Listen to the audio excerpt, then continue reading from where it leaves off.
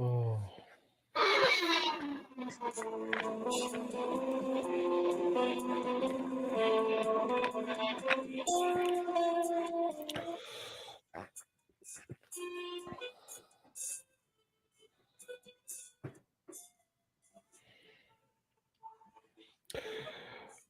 I can't hear shit. Good evening, ladies and gentlemen. Welcome back to the Shadow and Sun Show, and welcome back for another Saturday night sci-fi Shadow Chat. Tonight's a free-for-all, no topic, just goofing off. We may have a very special guest later on this evening, so stick around. If you know, I don't know if that's wise. Last time you had a very special guest on. You had to take a stream yeah, there. he hasn't heard about that. And I have to actually tell the guys about that, just because they'll get a kick out of it. So how you doing, man? Okay. Yeah. I was busy. I didn't get the Annoyed. link or message. You guys were doing a show earlier, but I was doing other things anyways. Mostly sleeping. Yeah, it happens. I was up till like 2 a.m. last night, and I went to bed at 5:30 this morning. Wow. Hey, what's up, GM Johnny? Friday nights I can do that. I just have to be careful because I do have to be up to get the boy off to piano class. But otherwise, it's been a pretty interesting day. I got some cool shit in the mail. I got these. That kid does everything, huh? What? Yeah, Jack. That kid does everything. Huh? I know, fencing. Some sweet 3D printed cannons. No, they're actually from Reaper Miniatures, and I got a 10-pack for $20, and they glow in the dark. And it's not like weak glow; they glow. Yeah, 10 of these bad boys. I should have bought more. Is it blue or green? It's green, but that's okay. The sort of ghostly, thing. I've already got an encounter ready for these guys coming up in your D&D campaign. I also got because should I throw Cody the link or? Oh, hells yeah. Also, because if you make an order big enough, get the wolf in sheep's clothing. If you're familiar with that, it's a stump with like a rabbit on it. So some critter will go after the rabbit, but then the stump eats whatever that is. And then I got a Sophie miniature because I have this miniature already, but it's missing the wings. But it's a nice big, 72 millimeter by W clock. I thought we were friends, Cody. I'm not seeing them on my friends list. I'll just put the link in the thing, and if he wants to pop the description, I got it. Okay. And I had it on the hotbar already. And then I got some orange ink because I just can't find an orange contrast. So I have a recipe to make a contrast with Flow Improver and matte medium I got from Goobertown in our first year, and it works out pretty good. But I also just wanted a really strong orange because most of the oranges I'm up to like 8 different colors of orange, and none of them are what I'm looking for. So yeah, orange is one of those finicky colors. What was Goobertown's recipe for making? It's I believe it's 2 ml Flow Improver, 2 ml of matte medium, and I believe it's 2 ml of your favorite color ink. Okay, so one part of three ingredients. Yeah, because if it's all the same measurement, you just say one part. I could be wrong on the ink, though. The ink might be a little bit different. I'll have to look it up. I've got it in my notebook. I'm pretty sure it's ink. Not normal paint, because I know there's a recipe for normal paint. Yeah, like I said, I'll have to double check. It's been a while since I started actually buying contrast paints.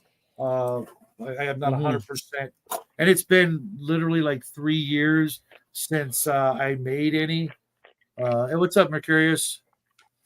Nice to have you in the show. Hey.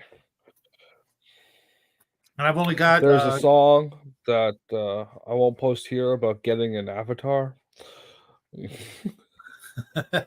hey, you know what? Oh, I hate that when people don't have avatars. We I'm gonna went start a yelling long at you time on before we Discord got for it. one, and Baron G Rock made us this avatar. It's better than nothing. We're working on it. Something that's a little bit more, us. The because if you look at it, it's like a white ninja, and it really should be, me and Jackie back to back, like the picture I sent you, but a little bit more modern. Although using the picture from I don't want to be blue. This Yeah, if I guy just use, needs to find himself a picture of a freaking owl somewhere and put it up there. I know, right? I know. Omen, you're welcome to pop in. You too, Bo. The link's in the Yeah. chat. I sent out the link to some regulars. You know, James L. And I sent it to Brian because I really want to get him, to show up for stuff. But if you guys want to pop in, we're just shooting the breeze. I will be having hopefully a special guest later. And Jackie was going to show up, but then he got suckered into a video game, and I can't blame him because I actually picked up a game from the Play Store myself, and I've been playing it. It's called Moonshades. It's just a typical D&D, crawler, dungeon crawler. But I saw the graphics, I liked it. I'm like, you know what? It's free, and I just needed something to, do with my hands besides watch the news because I've been watching way too much of that. I keep telling everybody that I'm going to stop doing that, and why? I'm just. Well, you know what? The last time I did that was right before COVID, and it screwed me. All of a sudden, I found out about it like after the fact. I'm like, man. Yeah, so I'm doing my part to stay away from it. Trust me, you did the good thing. Yeah, it's just this, because I subscribe to so many channels. It's the same story, like 20 times on my feed, and I'm like, I watched the most relevant one, and I got it. Okay, I get the story. I know what's going on. Thank you. Can I actually watch some gaming videos or something? And I'm subscribed to like everybody out there, and nope, they just want to send me depressing, newsy crap that doesn't really help me with my day. So, have you guys done any beekeeping? No. No. Just but I curious. do like owning honey. Well, Yes. I mean, what is it'd be a lot cheaper if I just did my own because my son eats so much. But wow. Yeah. But the other thing I was just wondering is I've been trying to figure out because if I can get a certain number of hives, I can make sure they get more tax exemption, just in case they kill something off. Though you laugh at it, but when you own property, you start. No, it's a great reason. And I also want the honey. Don't get me wrong. It's just I was just checking. Yeah. And the thing is, gathering the honey actually keeps the hive healthier than it would be otherwise. As long as you leave the bees enough honey to last through the winter. Too many commercial beekeepers will feed the bees through the winter on sugar water. It makes them really unhealthy. So what I was looking at for my property was, I was looking at the cost. Yeah, okay. If I could, it would be one of those things I'd get the money back in like 2 or 3 years, which is fine. I don't really need to. Yeah. I'm not really looking to make a profit, though. At a certain point, you start doing it, but it'd be awfully nice to have it. I get honey from Mexico, and I don't really use a lot of it, but I would like to have a little bit extra to put away. If you know what I mean? Just. Well, I have a commercial something like 20 liters of the stuff. Well, I have a commercial farm nearby that my son goes to, and we usually buy about probably about 2 gallons a year. That's his limitation. How much is that setting you back? for like a Probably. gallon or Well, so. I get it. Well, if I get it in the jar, in the big ones, it's probably about $4 to $5 a pound, and there's about 12 pounds per gallon, so about $120 a year in honey or something. And that just so that's not bad. want some other stuff. It depends on what type of honey they have available. They used to have a lot more types of honey, but then COVID hit and they cut back from like 20 different types to about 10 to 12. And usually I get it for his birthday and Christmas. So those are the two things. And then his mother has Well, what? I like cutting it 2/3 water to honey, and then adding some yeast and putting a water stop on top. For some mead? No, I mean no. There's nothing wrong with that. I have a 20-liter carboy over there. No, I mean that's cool. I have nothing against it. The great thing about honey is it doesn't go bad, unless you do stuff like that. But honey's considered like, what is it? But expiration dates like so many years. Like we asked one time, they did some cream honey where they mixed in with like raspberries and stuff. So what's the expiration date? They're like, we think it's 5 years, but we don't know. It's like, I said, well, regular honey is like, well, doesn't it like last like decades? Yeah, no. I've got honey in number 10 cans that I bought when I bought 20 years ago, and it's fine. They pulled a clay jar out of one of those Egyptian tombs, and that's what I was going by. Yeah. It goes by like thousands of years. It has no known expiration date. I don't like to say things like that because I don't want anyone to actually get botulism or something later on down the line, and I don't want to be responsible for it. Yeah. So I tell people to be smart and to be wise and not make assumptions. It's only non-degradative if it hasn't been pasteurized. The second you pasteurize it, right, because you're boiling it, it breaks down some sort of protein in it. That there's the other part too, which is if you allow water, it will ferment. So that's you just want to keep it from getting some of that. But generally, like if it crystallizes, and the way I do it is I usually get a pot, and I just get a warm pot and get it up to about 130 degrees, and then boom, it'll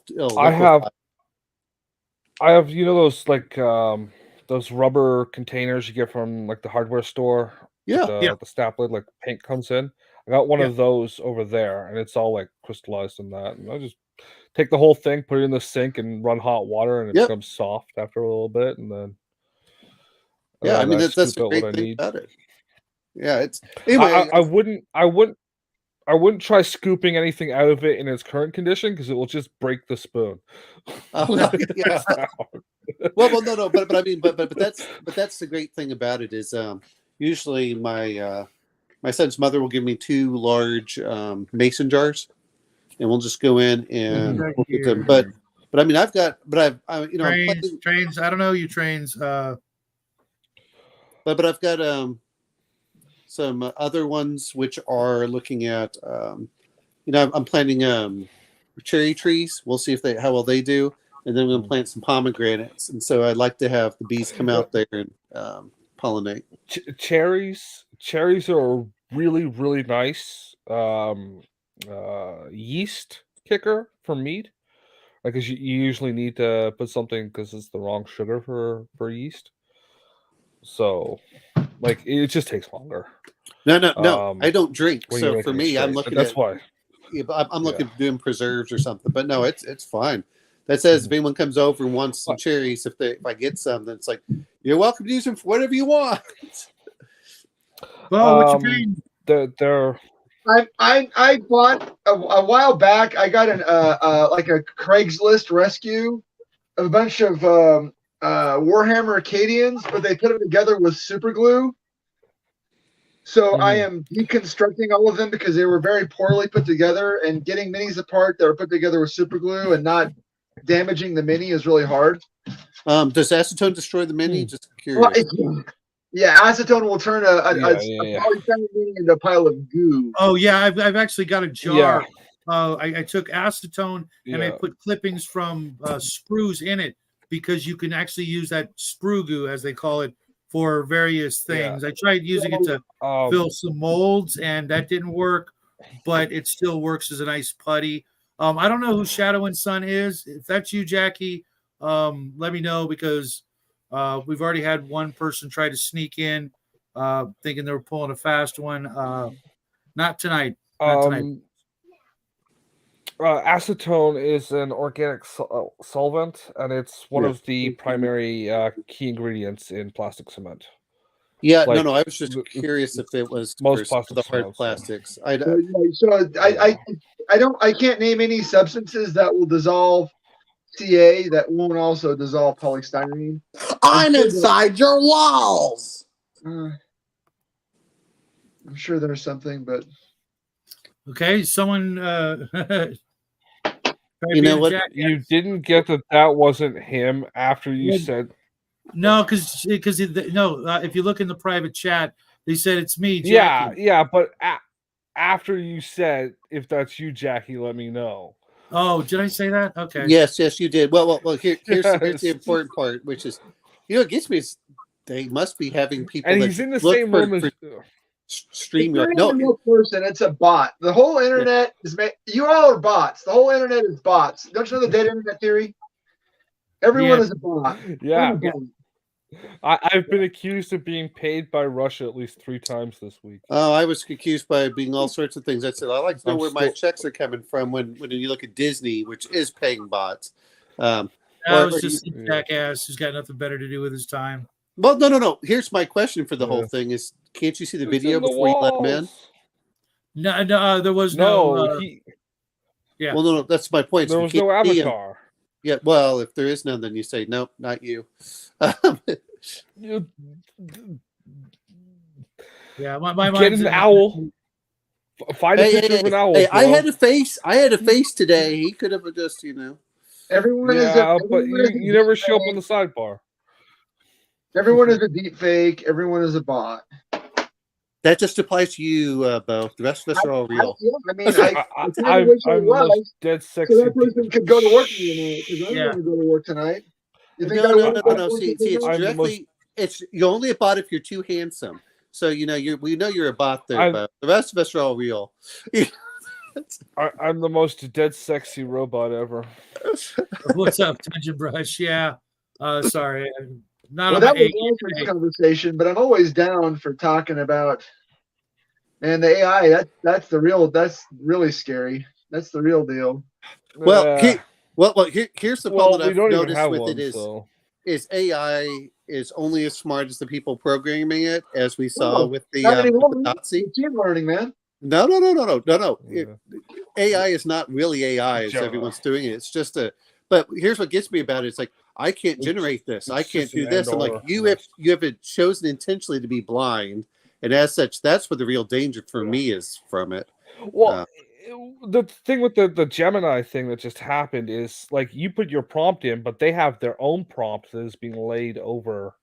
That's my point. Given higher priority. Yeah, that's my point. It's intentionally making itself stupid, and that's the real danger of AI. Well, I don't even think it's stupid. I think it's political. But no. But you're missing my point. Is yes, it's political, but you're intentionally blinding yourself to certain things, which means that you were making yourself stupid. That's what I'm referring to. I agree. It's all political. I get what you're getting at. Yeah. But then you get, like, they put that dumb AI in charge of a drone with Hellfire missiles. Well, no, they put that in charge on whether or not you're allowed to have a bank account. It's true. Or buy groceries. Well, there. Yeah, that's the whole thing. Well, this is why I'm trying to get my own little food thing. As we all should. Yeah. But then you're not allowed to have a bank account. So how are you allowed to finance it or pay your taxes? Because they stopped taking cash at the fucking thing. Oh no! They still take cash where I am. So. Well, for now, until they AI that and say it's only done by e-transfer now, and you're not allowed to have a bank account, so you can't e-transfer. So you got back taxes, so we're seizing your land, and that's going to happen. Well, they're going to seize your land regardless. They don't need to use that kind of cities. Yeah, but they always look for loopholes to do it justifiably. Oh, well, well, here's the thing: is he going to worry about it or not? At least I get the food desert. They want to put a super freeway through your yard. Well, no, they can't do that. That's, not yet. They did do it in Texas. Well, no. Well, yeah, but they're not going to put. Yeah, that's why they don't want to pay you, so they do it the other way. And besides, they won't put a new freeway in because that's for cars, and you're not allowed to move around. No. That's for NAFTA trucks. Not for cars. NAFTA trucks. NAFTA trucks. Okay, that's all supposed to actually. I'll say this much: what's supposed to happen, though it hasn't, is it's supposed to be a rail in between the two highways all the way up. They don't need NAFTA trucks. NAFTA trucks are transporting goods, and you're not allowed to own goods. So why do they need to? Maybe they have a big cricket farm in Mexico. Well, here's what it really comes down to: is that the goal is just to kill you with all of the. You're not allowed to have food either. Yeah. I mean, I've already been reading the stuff that's been going on with the Amos Miller farm, and I mean, holy hell, the way that they're doing, what the Pennsylvania Department of Agriculture is doing is just wrong. What are they doing? I haven't heard that one yet. Oh, it's basically they said, oh, look, we found listeria, but they wouldn't tell them on what percentage. I'm like, there's always some contamination somewhere. You have a certain threshold of whatever it is, which if you ever want to have fun, go read the allowable contaminants in the FDA for your food. That's always fun. No, I like to eat, and I'd rather, Here's what one of my I had a professor of botany years ago. He said, here's what you do: you go to the store and you buy your favorite box of cereal. Yes, your favorite box, and you get a big white bed sheet, and you lay it out on your living room floor, and you pour out the box of cereal, and you start separating it into cereal bits and non-cereal bits, and find out how many bug pieces and mice species are in your cereal box. I'll say this much: is I went blackberry picking with my son. There was a bunch of blackberries when he was like 2, and I'd look over every blackberry to make sure there were no bugs on it. So I put it all in there, and we put it into a big tub and put it in the refrigerator. Okay, I came back 2 hours later, and the bottom was layered with bugs. I'm like, where the hell did they come from? I looked it all over. So, there is that. They were burrowed in between the flesh nodules or whatever they called it. Well, that's my point. It's, even the stuff that you think is there, but at a certain point, this is why when people talk about I'm vegan, I'm like, you're not as friendly as you think you are. This animal friendliness. Plants can scream too. Well, here's the other part. Where's Raven? She'd go on about that if she was here. Well, no, I mean, if you start looking at all this stuff, and like what I have to deal with is like, what do you have to kill? And, I feel bad about it. The one thing I didn't like is when we were digging up stuff, there were a couple times we got earthworms, but a lot of times we got whole earthworms. And then what we would do is put them in the, then we would rebury them. Here comes trouble. Oh. Connell. Hey, Connell. Hey. Dear God. Yeah, it's at what point my favorite example of science fiction reality in the news this week or the last couple of weeks was the Chinese usurpation of the Hugo Awards, which was really hilarious because it was the exact same thing that the Hugo people did to the Sad Puppies people in 2016, and the Chinese did the exact same thing to them, and it's like, oops. I guess your award is not. It's so evil. Right. I don't know. You know what though? This is why whenever I start hearing about them all complain, and my favorite thing was when they were talking about it, of like systemic racism, and you can't be racist if you're in power. Blah blah blah. I said, okay, so now tell me on what happens to a Ku Klux Klan member in China. That's when people's brains break. It's like, look, It doesn't work, at the end of the day, my view is everyone's an individual. I'm going to treat them as an individual, and that's all I care about. And all this other stuff is irrelevant. I would actually like to see a Ku Klux Klan member in China I would just like to see how that worked out. What they do to the Urgers is the same thing. Right? David Duke spent something like 15 years teaching Central Asian kids how to read. So, you know what? Here's the thing. It really doesn't matter. That's the whole thing. I'm just wondering if you get like a Burning Cross, or would you get a Burning Clans member? Well, no. What you would do is you get just nothing really. They just like, oh, you're racist, so are we. That's what happened. Anybody ever use these little the Renedra bases? They're wafer thin. Also, okay. The Burning Cross thing is put that back up, Paul. Let me see that. Yeah. The biggest racists are universities anyway. So, what do those run you, Bo? Yeah. Compared to the standard GW base. Yeah, I don't like that fact of. I mean, unless you put in the stuff that's hollow at the bottom and you can try adding some weight to it, like some metal or something. Not a huge fan of the hollow base. I have a guy up here, miniatures, and he always puts a metal washer. It doesn't matter what it is, a metal washer on the bottom of the base. Sometimes 4 to 5 depends on how big the base is. Pennies are cheaper. Now yeah, they are. Yeah, well, if you work on a construction site, you can just pick them up. No, they're not.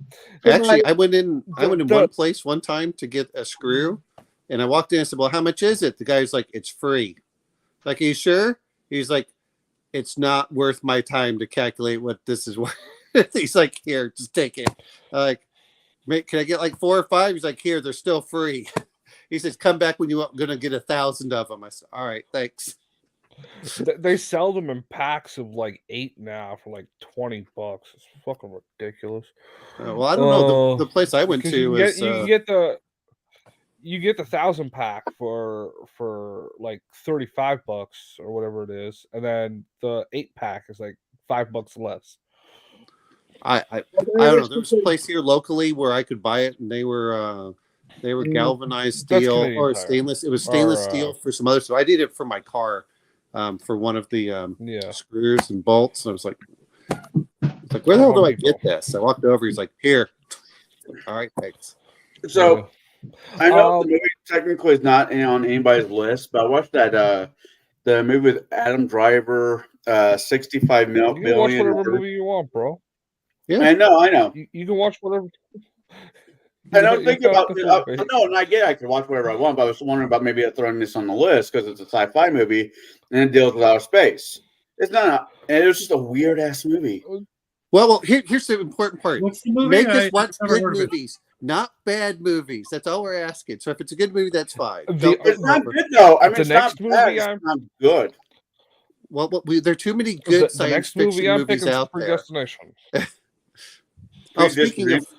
Speaking of which, next week is Dune, Part 2. Yeah, I know. I'm going to go see it. I don't know if publicly I'm going to make if I get the popcorn bucket though, because that looks pretty hinky. Have you seen it? No, I don't even know what you're talking about. They have a collector's edition popcorn bucket that kind of looks like a sex toy. Oh yeah. I don't. I told my mother she's not allowed to die until the movie comes out. I thought it wasn't coming out until November. And now apparently, what I've been hearing is that they've already set up for the 3rd movie. And I'm like, all right, Mom, you're not allowed to die until that one. I mean, if they keep at the same pace that the first one was. No, it's supposed to be better. It's supposed to be even better than the first one was. The first one was great. I have no bones. I have nothing bad to say about the first one. You're high. You're drunk. No, it was slow, but it was very good. It matched much better towards the book. So wrong. You watched? No, didn't. I read the book just like a couple of years ago. They kept it pretty I hate the art direction. You got drunk in Idaho so wrong. Doesn't he die? I mean, the way he died, it's the way he acted. He acted like he was Paul Atreides' best friend. He's not Paul Atreides' best friend. He was Paul Atreides' servant. He was his best friend too. No, not like. I mean, Dune is like Starship Troopers. It's one of the book, every year. I was listening to Dune. It was closer than the original, and I thought that he actually kept pretty close. If I never have to watch the original ever again, the '80s one ever again, I'll be a happy fucking man. I enjoyed the original. Yeah, I enjoyed both.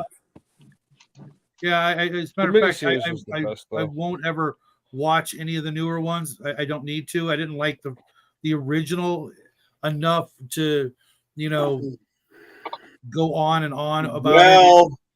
Never say never. It does fit all the categories for our sci-fi. Yeah, I can always call in sick. Yeah, but Shadow doesn't do that no more.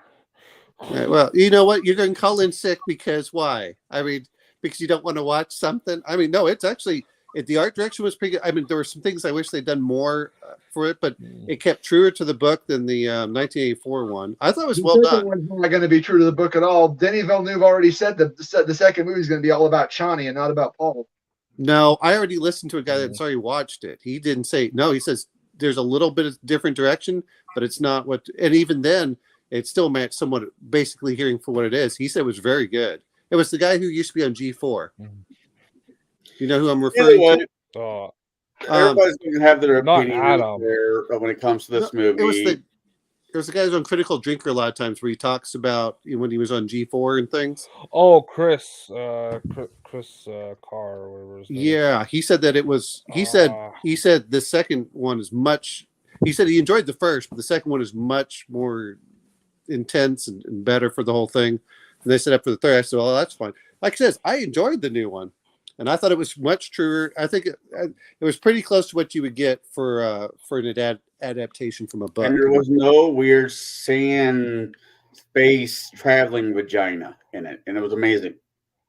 What you Connell? You're always it just looks like a weird fish thing to me. Yeah, I don't know where you've been spending your nights. Nah, there's distinctively a vagina face on that thing. There's something similar, but I still see more of the fish because I see more of the eye things. I guess you can see whatever you want. It's all perspective, right? It all depends on what you like to fixate. I like to fixate on the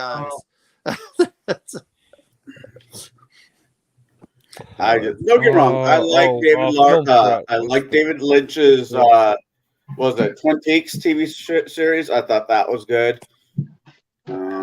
He's done a few other things. To see that.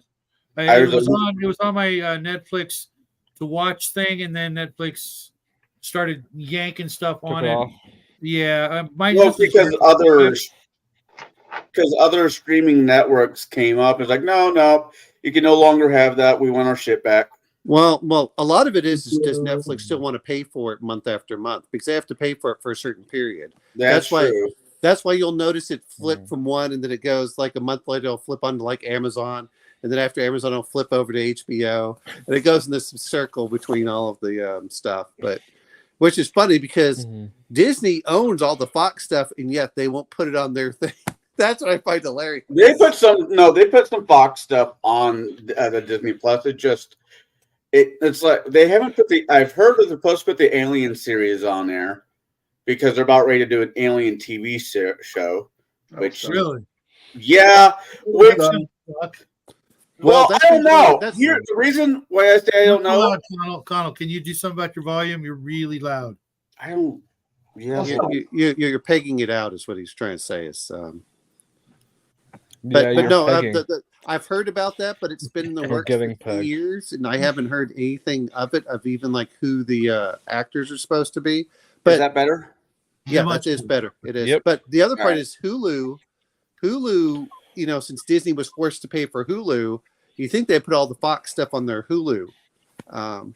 They put some. I mean, I was able to watch Justified, and I was happy with that. Yeah. But Connell, my point being is why is Disney like for Avatar? They own Avatar. Why did they allow that to go to HBO Max? I have no idea. That's what I'm referring to. Is if you're Disney, wouldn't you keep all your Fox stuff in house? Is what I'm trying to say. I think it might be the problem with like the Bones cast. Remember Bones? They sued because they didn't get the best market value for their streaming. Oh, you mean the residuals? You mean their residuals? Yeah. Yeah, but the residuals on streaming because they didn't shop the show around to the other services. They just went with their own. So well, they they're not paid them the required bare to though. minimum. Yeah, but they're not required. That's one of the things. The courts made them Oh. pay, so they might be doing that. Oh, you still have to pay. That was the thing with what's her name? No, they made them pay the cast more because Oh. they Oh. sold it to themselves for the bare minimum they could legally do so. Instead of below shopping it market around value. to. I was watching a thing with Matt Damon. I was talking about how the movie industry has changed. Back when you got signed on to a movie, it's like, okay, we're going to pay you this much for this. We're going to pay you this much at this time. But when we kick out the VHS, DVD, Blu-ray, you'll get a cut of that as well. Well, they're basically give it 5 to 10 more years. There are going to be no hard copies. So this is what Disney did. Disney's no order. longer producing the hard copies. They've now outsourced that to Sony. Yeah, I caught that, but still, the hard copies are still going the way of the dodo bird, just because how media is transforming from physical to digital. I've heard that, but you will own. You are legally. You will eat the bug. Allowed preservation of You're eating bugs anyway. We just talked about that. Yeah, you're legally allowed preservation of media you purchase, so they can't sue you for copying. Crawdads. Yeah. Well. Here's the other part that comes into it is the Scarlett Johansson. That was one of the things that she sued Disney for. Oh, she got screwed. Well, no, it was even in her contract. It was even in her contract. So she sued, and then that's something they had to work out. Well, because it was cinema releases. They didn't release it in theaters in advance. Well, no, and it cut into this. No, it was that they released it simultaneously, and that cut into some of it. And they admitted that they were supposed to also pay her for streaming, and that hadn't been finalized when they did it. But you know what, though? Chad, if you want to jump in, it's been forever since we've seen you. Yeah, when it comes to stuff like that, I mean, like the studio, don't like the actor, whatever. If you get paid, and I say this to about anybody, if you get paid to do a job, you should get fucking paid. Well, here's the other part, though. Yeah. Now they're going to go, but they're going to go overseas where it's much cheaper, like Korea and stuff, where they don't have to pay all that. It'll all be deep fake in 5 years. The problem that I think the actors are like being stupid about is they're saying I want to see the numbers of how much people are watching it so I can tell the amount of money I'm getting instead of like a large lump sum that they receive for going on streaming. But it's like, do you get paid every time somebody puts the VHS in the VCR? Here's the problem is you did get it for the residuals for every time that they played it once. No. You get paid once for every time somebody. No. You get paid for the residuals every time you post it. You get a percentage of that earnings from it. Well, that's why Friends. Every time they play it on, like, so a network will buy a block. Like, we can play this movie 50 times, right, in this time frame or whatever, across a network of channels. And they'll get the percentage of that sale, but they don't like they're asking for the individual time a person streams a show. Oh, yeah. Right? So like if you watch, and that makes no sense, because if you buy like Iron Man on DVD and watch it 50 times, you don't got to pay the Robert Downey Jr. each time you play the fucking. Yeah, but there's a difference though. There's a difference though. It's because you're paying a subscription fee. That's what they're looking for. Whereas every time the TBS puts Iron Man on TV, Robert Downey Jr. gets a small check from it being on TV though. Yeah, still. Well, yeah, but it's like pennies. Hey, he gets a check every year. Well, here's the thing: is it's not pennies. Look at the cast of Friends. I think that they've made like over $130 million, and most of that has come from the residuals of it playing over and over again. Yes, but that's every episode on hundreds of channels around the planet. Like, and that's yearly, not You know what I mean? No, I Not understand. every time one You episode act like it fits. may be only like $1. I mean, it adds Well, up pretty it's a nickel fast. and dime situation, right? Yeah, It's yeah, a but nickel and dime it adds up. situation, but Yeah, it adds up if it's yeah, popular. If it's popular, which is why that they were trying to do. But I'll be honest, yeah. I really didn't care about the writer's strike because if the Mm. actors don't like me, they don't need my money, and that's one of the reasons Yeah, why. and you the know, while we're putting writers, these the movies writers out, actively hate you. I've been buying up DVDs, you know, because one is they can't change them. There's been too many things where they've removed episodes and stuff like that. We can't find them anymore. Yeah, or Like, they'll like edit dialogue or oh, you know, you mean like the for D&D? the You mean stupidest reason. no, the D&D episode of Community? Yeah, well, that's a low hanging fruit. Well, it They've doesn't been matter. The more. problem was is that if you bought it, I saw the episode on Hulu years ago, but Mm. if you bought it, you have it, but they don't put it on the DVDs anymore. And you can't stream it either. That's what I'm referring to. Yeah, and if you bought a digital copy, they pulled it back too. It's like they've been caught doing that too, where if you own a digital copy and you're storing it on their service, Oh yeah. Well, they'll Sony just remove it. Well, Sony's been doing that, you know, where people bought the digital stuff and then they removed it when they said, "Oh no, we don't have that." What was it, Crunchyroll and a few others? That's when, like, it's better just to buy the physical media for that reason. Yeah. Yeah. Even though I don't watch a lot of movies, that's one of my goals this year is to start picking up copies of things that on the off chance I might actually want to watch it. You know what though is the idea that you can't, you know, own this crap and just watch it whenever you want drives me up a And freaking wall. it's like ridiculously like low hanging stuff, right? It's like the tamest of things. Well, here's what it is. It's $5 or $6 to get DVD, you know, Blu-rays. I've been getting Blu-rays for like $7 or $8 each. Well, yeah. Well, you're in Canada. You don't count. I'll do the shadow. Oh yeah. Hey, wait a minute. I'll one up you. No, no one's going up anybody. Jimmy, I fought cancer for the last 6 weeks for this nonsense. Hey, no, you've been missing. Just 6 weeks. Yeah, that's it. No, you're right. It's 6, 8. Well, 8 anyway, weeks. Connell, are you done with your chemo? I'm done with the chemo. I do have for the next 4 months. I will have monthly checkups just to see that doesn't come back. Then I will have after they're done with that, and I'm done with this regimen of medicine I'm on right now. I will have to go to a yearly checkup. Well, that's okay. Well, that's not too bad. I mean, yes, but what he doesn't tell you is it's a finger up the butthole checkup. It is not. That's the that's your daydream, but hey, Justin, they don't have to give that to you. They just do that because you ask. Well, Connell asks. You're gonna feel my hand on your hip. Then you're gonna feel some pressure. Then you're gonna feel my other hand on your hip. and wait a minute. Hey. Well, I see you've been acting in shadow films. Wait a minute. Here's the thing. It's a perk. Wow. Wait a minute.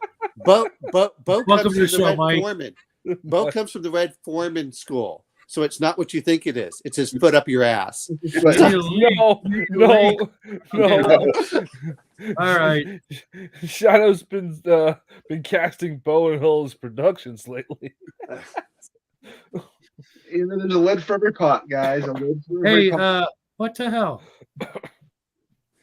The fact that we've been talking about movies and like 3 other people haven't showed up in chats amusing. Well, you know what? We'll see. You know, I watched Tron, so there you go. I watched Tron. I enjoyed it. Good. Actually, so great. I enjoyed it, but we'll talk about this tomorrow. I did have a few issues with it, though. I haven't watched it like 1984. What do you want? It was 82, wasn't it? Yeah, it was 82 or 80. I don't know. I'll have it on. 1971. Hey, Hunger. Oh. I just came on so I could say hi to Bo. Fuck you guys. Sounds about right. That tracks. I seen Justin. I did a 2-hour live stream today. Yeah, I was only on it for like 30 minutes.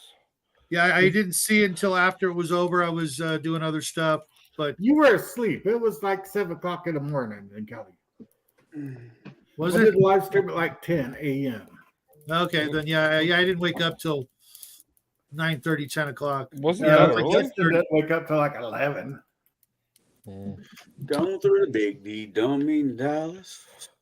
I thought it was noon. All right. And then he Another like, thing that- I went to bed at 5:30 this morning there, Hungar.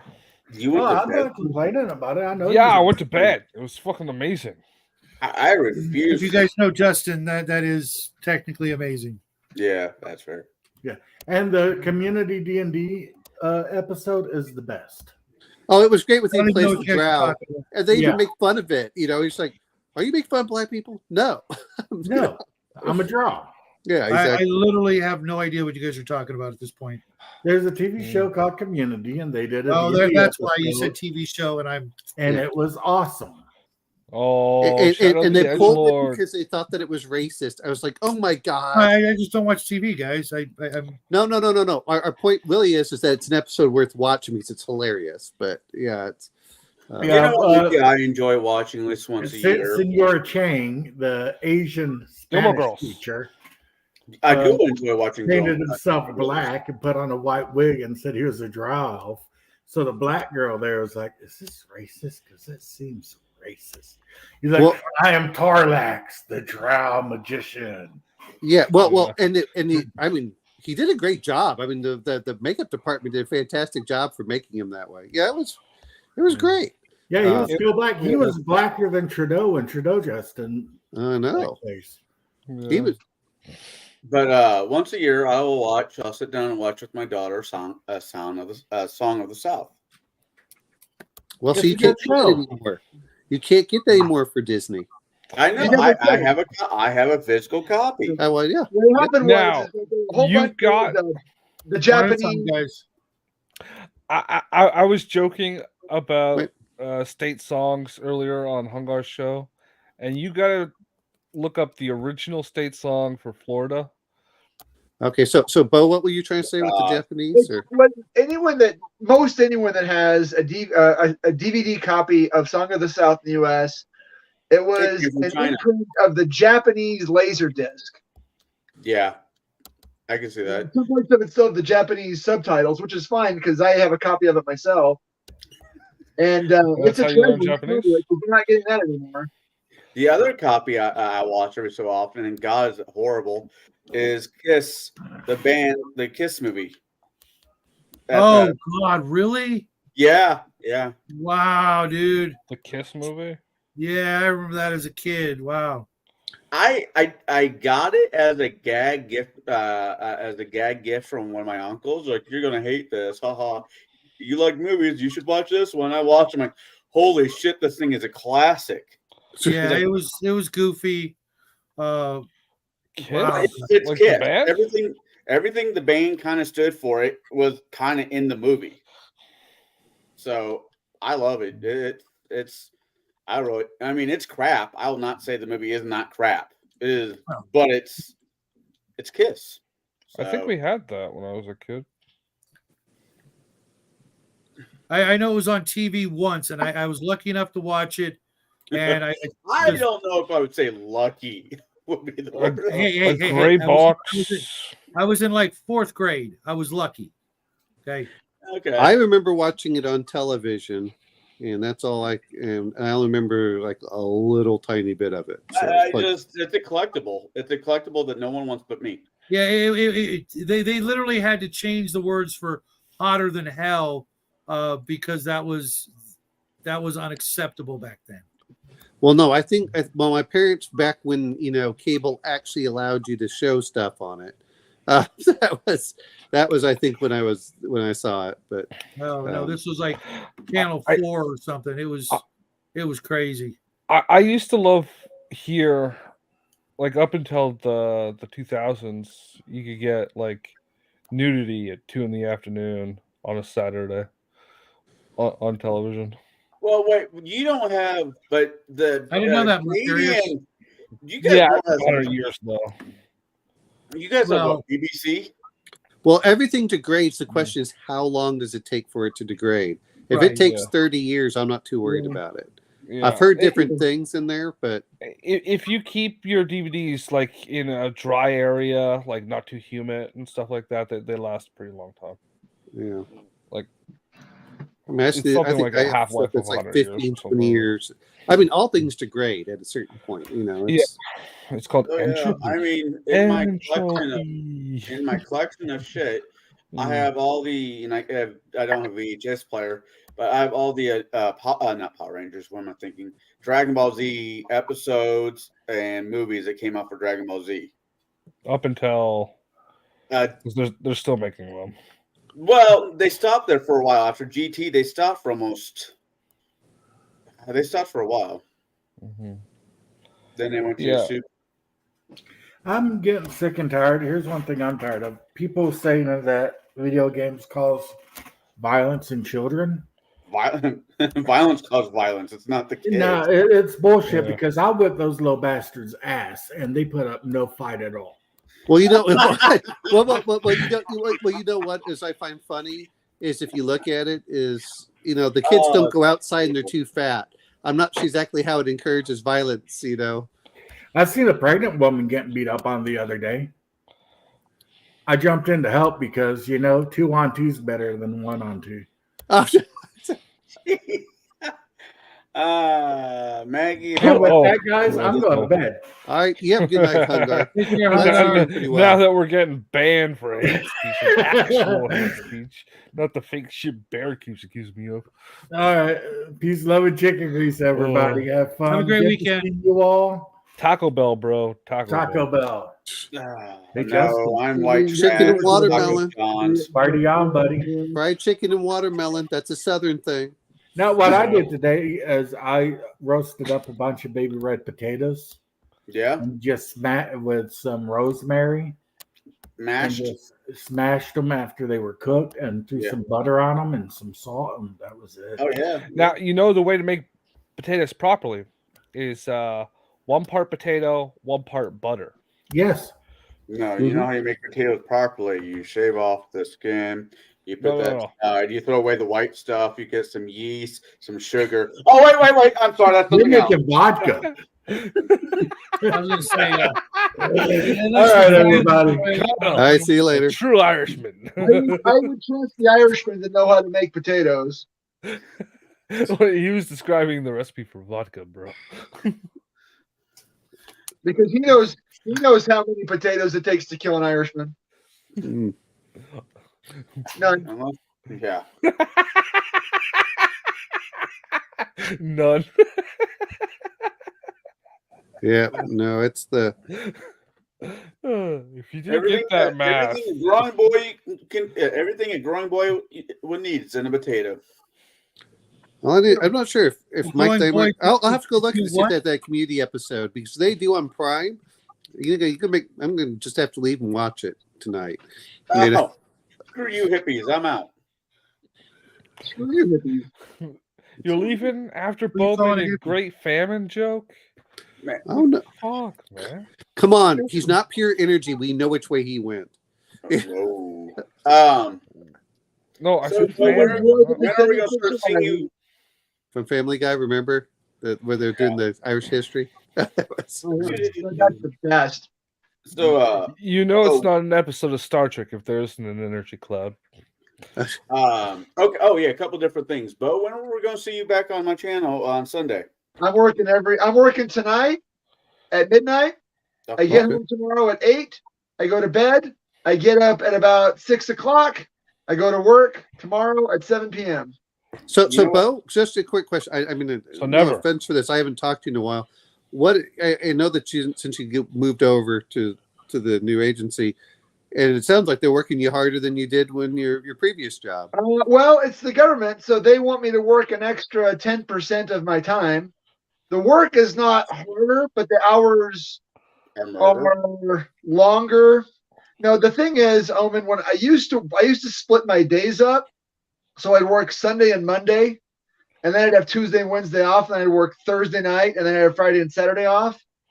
So that last day was kind of a throwaway day. I would just kind of stay up and power through it. But right now I'm working 3 days in a row. And since I'm working 3 days in a row, I have 1 day less of free time. Okay. Hey, what's up, George? You want the link? Actually, the link is up there if you want to pop in, George. And additionally, I've got to work 1 extra shift per pay period to make up for that 10% time. Nurses typically work 36 hours a week.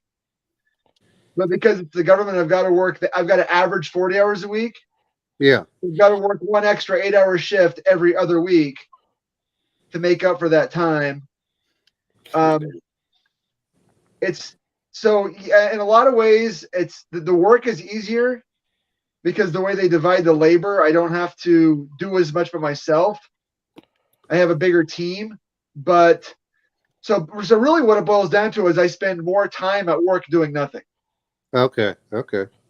I was just curious, when you were, because it seemed like you're out a lot more, so that's why I was wondering. So I'm actually going into work tonight. Right now, I just decided to pop downstairs and put together. I picked up some extra heads, some extra, spaceship head. Not touching that phrasing.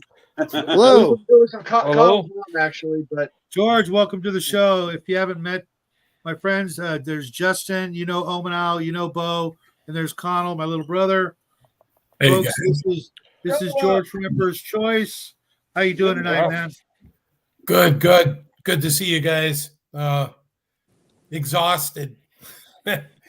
Just constant working away here. So George, I no offense, there's when you're still looking at doing your Kickstarter or whatever, just like in a half year kind of increment, or yeah, we're still pounding away. It's probably going to take us most of this year. I put up a post about a month or so ago. We've been doing a couple posts showing all the new artwork. Right now, the way we're looking, I think we're probably going to be doing a Kickstarter hopefully early 2025. We're going to still need another year of finishing things off and development and play tests. So it's going to take 3 years to get this done. Like I said, it's just unbelievable. Like I said, there's so many easy ways to take out of this, but we just can't do it. So we're just doing it the hard way, which means a lot of work, a lot of time, effort, money, thousands of dollars in artwork, not AI artwork, real artwork. Oh, I mean, after listening to AI artwork these days. Well, no, after listening to Bear talk about artwork and AI and how you still need a real artist, and I agree with him on certain things, which is for concepts, it's great to use the AI and then hand it to him and say, I want something similar. Now you do your magic. And, I think that's that's the one thing I think that when they're looking at, they're not looking as an aid to speed up the development process so the artists can really focus on what everybody wants rather than just, they just want to fight back and forth. And I think that's unfortunate because I think a lot of artists would benefit from saying, okay, I know the kind of style you want. I know what you're looking for. Now I'm going to do it, and I'm going to make it consistent throughout the whole book. And I think that's a much better way of doing it. There's just a lot of legal issues surrounding the whole AI art, and what's copyrightable, what's not. Companies have taken stances. Right, I mean, right now we're just doing it the old-fashioned way, because that's the cleanest way to do it. So you know exactly who did the artwork, who owns it, and it's clean and it's copyrightable. We put yeah. The AI, we might delve into it a little, but if we do anything with that, it's going to have to be exclusive to a product. And what I mean is that's all AI artwork involved in that product. So it stays, cohesive within that module or whatever it is. Well, what Omana was referring to is only using it to give the artists a direction to go in and not as the actual finished product. That's and George, all I'm saying is you know, and I agree with you, is do it right. And man, when you can get stuff ready to go, it makes a huge difference, in my opinion. Looking at some of the stuff I've kickstarted, to actually have at least the beginning part of the rule sets and the PDFs and everything else. But even if it's not perfectly finished, but say, hey, we're using the Kickstarter to pay for artwork and stuff like that. And at least I know that there's a product, and now they're just looking at like doing the layout and some minor editing and stuff like that. It makes a huge difference. And I think I've talked about that before with us with Kickstarter. We've never done one. And, you know, we're going to be we may be doing a preliminary one earlier this year or later this year. We're not 100% sure yet. And then the big one next year. But our philosophy with Kickstarter is a lot different. We don't want to be in any type of development when the Kickstarter is being marketed. We're going to be 100% done before we get to the Kickstarter. And as a matter of fact, I think I've mentioned this before, we want everything produced beforehand. And I hate even saying this because you're going to have these other companies hear this and jump on it and act like heroes. But our philosophy is, if you believe in your product and you have the guts to stand behind it, take the money, produce everything now before you sell one copy. So what that to us, that's what our philosophy is. We stand behind what we're doing. We're going to produce everything, sink, you know, the $50,000 into producing everything, so that when we do the Kickstarter campaign, as soon as we're done with that campaign, we validate addresses and the money, we're going to start shipping. We're not going to make people wait a year. I don't want you to wait more than a month. You know, get your stuff. You paid for it. But that's how you do it. These companies get themselves into trouble. I can't believe the Kickstarters people have given money to. There was the one, what's his name, Matt Colville with MCDC, $3 million. They haven't even started. It's going to be 2 years. You have no idea what's going to happen in your development process a year from now. Well, not only that, I was listening to Wolf for Combat, and they're saying that if they don't get something out, then that all counts as taxable income, which means they can lose about 40% of it. I'm like, holy hell, they don't. That's going to be brutal for them. Yeah. You know what? And here's the thing: for the consumer, you're giving money, and it's all risk. There's zero. Whatever money you give to a Kickstarter or to even other platforms out there, they go belly up. They have no obligation to you. Yeah. I've already lost anything about this Matt guy, but I'm just saying $4.3 million in a year from now, they can walk away and say, well, Matt has a good track record on delivering on his products. Correct. Like you said, they haven't even started designing it yet. So you don't, like, the things they have promised, you don't know if they're even going to deliver that. So right? Like, I mean, I understand not having the supply chain. You might not have the capital to print off a few thousand copies or whatever, but you have a finished product that just needs to go to the printers. So it's generally a good place to be. You put yourself at risk by being in development when you go to a Kickstarter, because like I said, you don't know what's going to happen. You don't know if the couple people you have helping you, all of a sudden somebody can't do something anymore, life changes. There's so many variables that could train wreck you and put you in a bad predicament. That's why I'm stunned, you know, that companies do that. Like I said, it's a philosophy we don't believe in. It's like, if you go there and you're asking people for money, you should have the product ready to go 100%. Like if we do a Kickstarter too, we believe in guaranteeing it. If we do a Kickstarter, even if we don't reach our goal, we guarantee we'll get you the product. We don't care. No, I think that's that's very commendable. I mean, I'm just saying for me, and I've been quite happy just even getting this, is if I get the draft copy within the first month, you know, that's from the time I start the draft, and then knowing that I'm going to get other stuff. But you're right. Some of my Kickstarters, I've been waiting 3 years for the books for RPGs. For RPGs, I have the PDFs, but I'm waiting for the physical copies to come in. And it's been 3 years since I did that. And you're right. Some of them, though, I don't want to mention. Well, I will. Yeah. Monster Kingdom Death is finally coming in, and that was the 2016 Kickstarter. A 2016 Kickstarter. Now, they've had several since then. Are you still? Were you on the original? Yes. No. I was on the 2016 one, which was the Satan one. Okay, they've had 4 since then. Dude. 4 waves. I waited 4 years for one. That's 8 years. Yeah. No. Wow. Wait a minute. It's not going to be 8 years. It's going to be 9 or 10 years by the time that they finish it. Because I'm just saying. When he's talking about it, I'm getting the. You got all the stretch goals, right? So is that what you're? I've got the 4 waves. I'm just saying when I get everything in there, is I'm going to get the 4 waves. I've got this one. I'm supposed to get the Black Knight one that's going to come in. So it's slowly trickling in now. But there's that one. Let's see. The one that I did from Mythic. I backed that because I knew that they already had the minis and everything. Like you said, I said, okay, all I'm doing is giving you money so you can get the tooling and everything ready to go. But look at what happened with Mythic Games. Mythic Games is basically bankrupt, and I don't ever expect to get that. My buddy was trying to talk me into helping him kickstart. Was it Dragonbane? And I got burnt by Kickstarter. It had nothing to do with RPGs or a different type of Kickstarter. So I'm kind of wary when it comes to them. But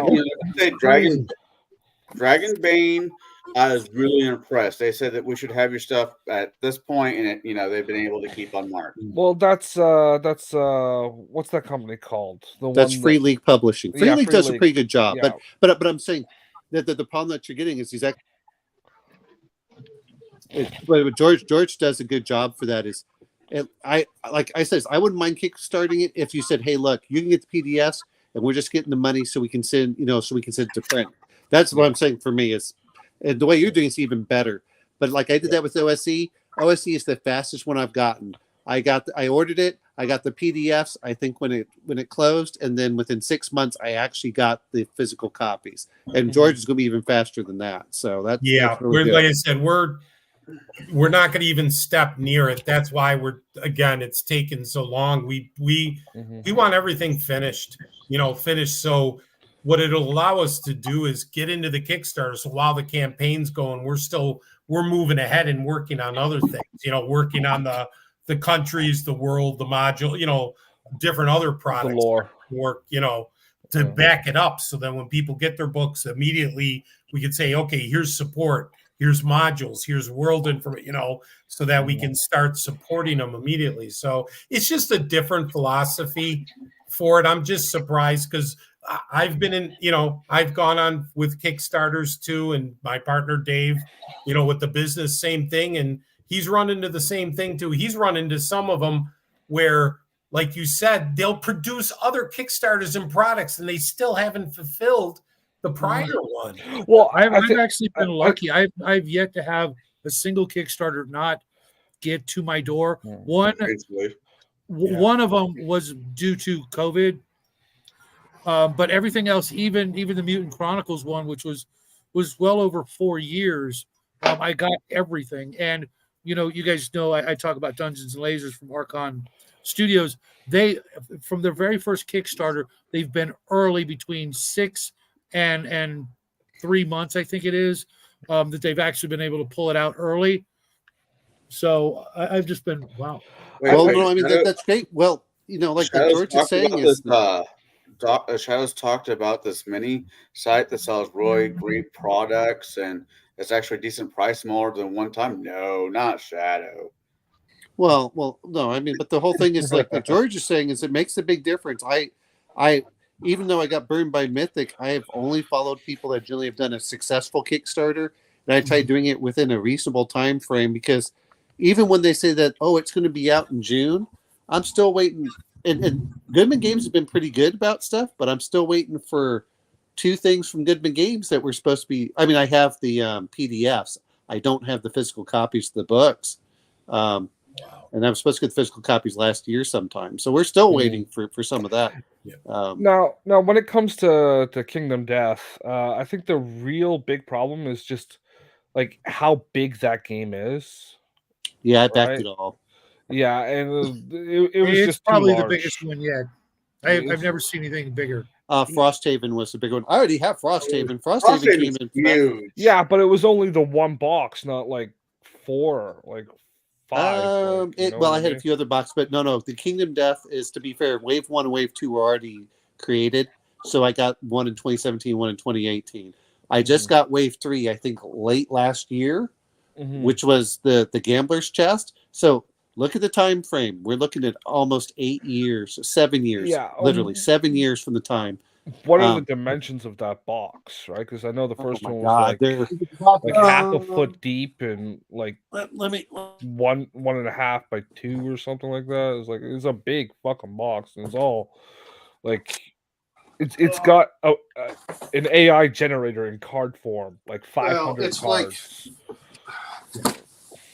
Let's see if I can get it on. Yeah, that's one box of stuff. This is, and it's like 30 pounds or something. Don't get me wrong. Yeah.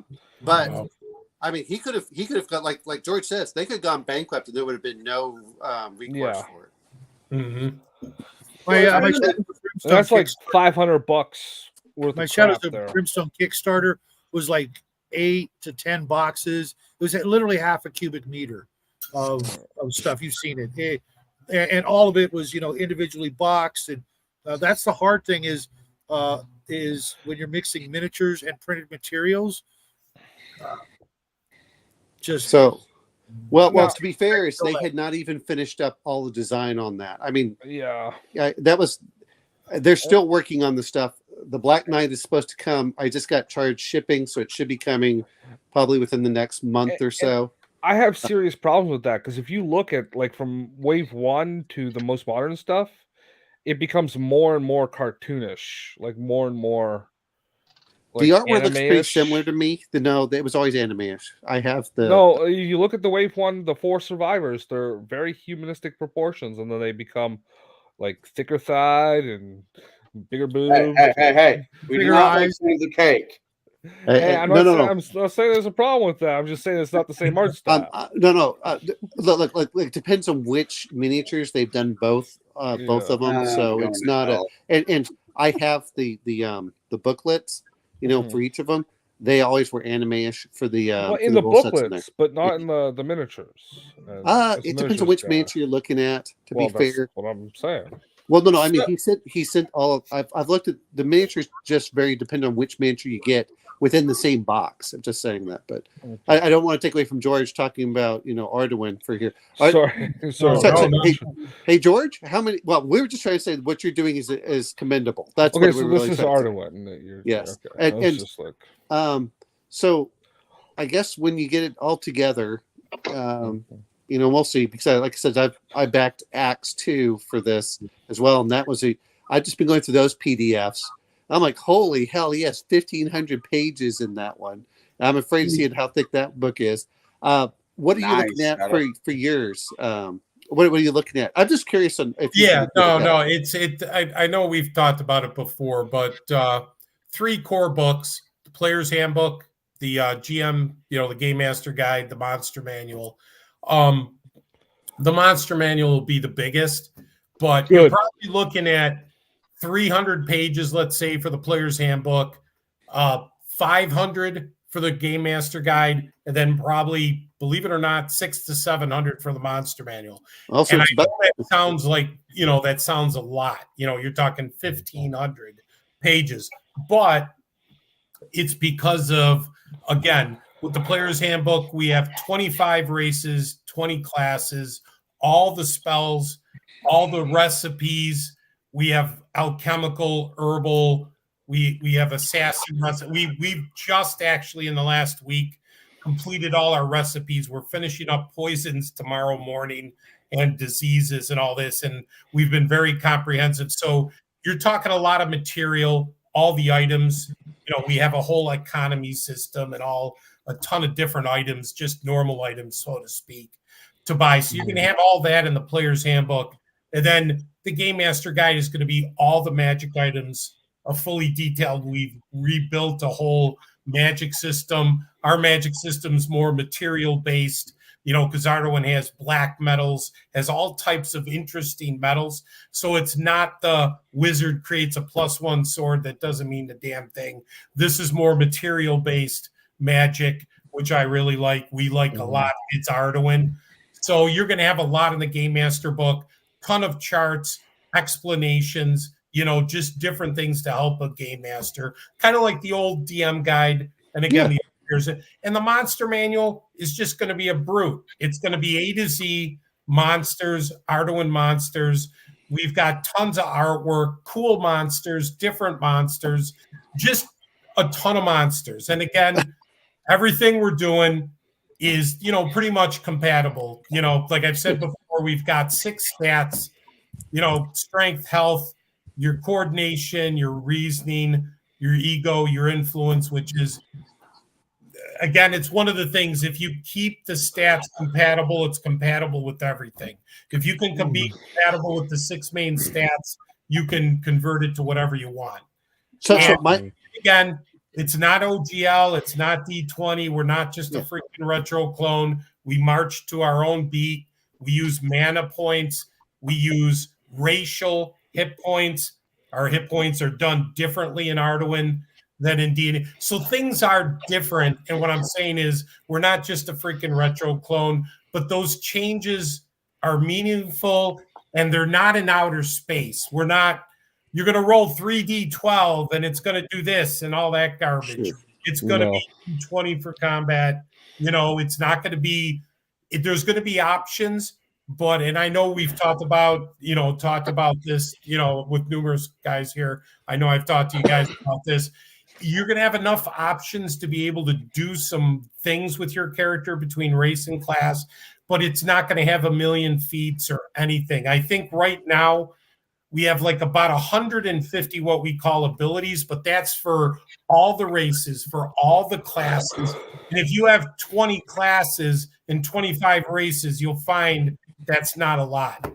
I just finished up real quick. I just finished up the Warrior, and I think he has 13 options for the class total. No, that's good. So my question for you is, and I know that I used to love this in the old Dungeon Master's Guide, and I don't know if you've done this, is the random monster chart in the back for frequency, when you can find it for different environments and things like that.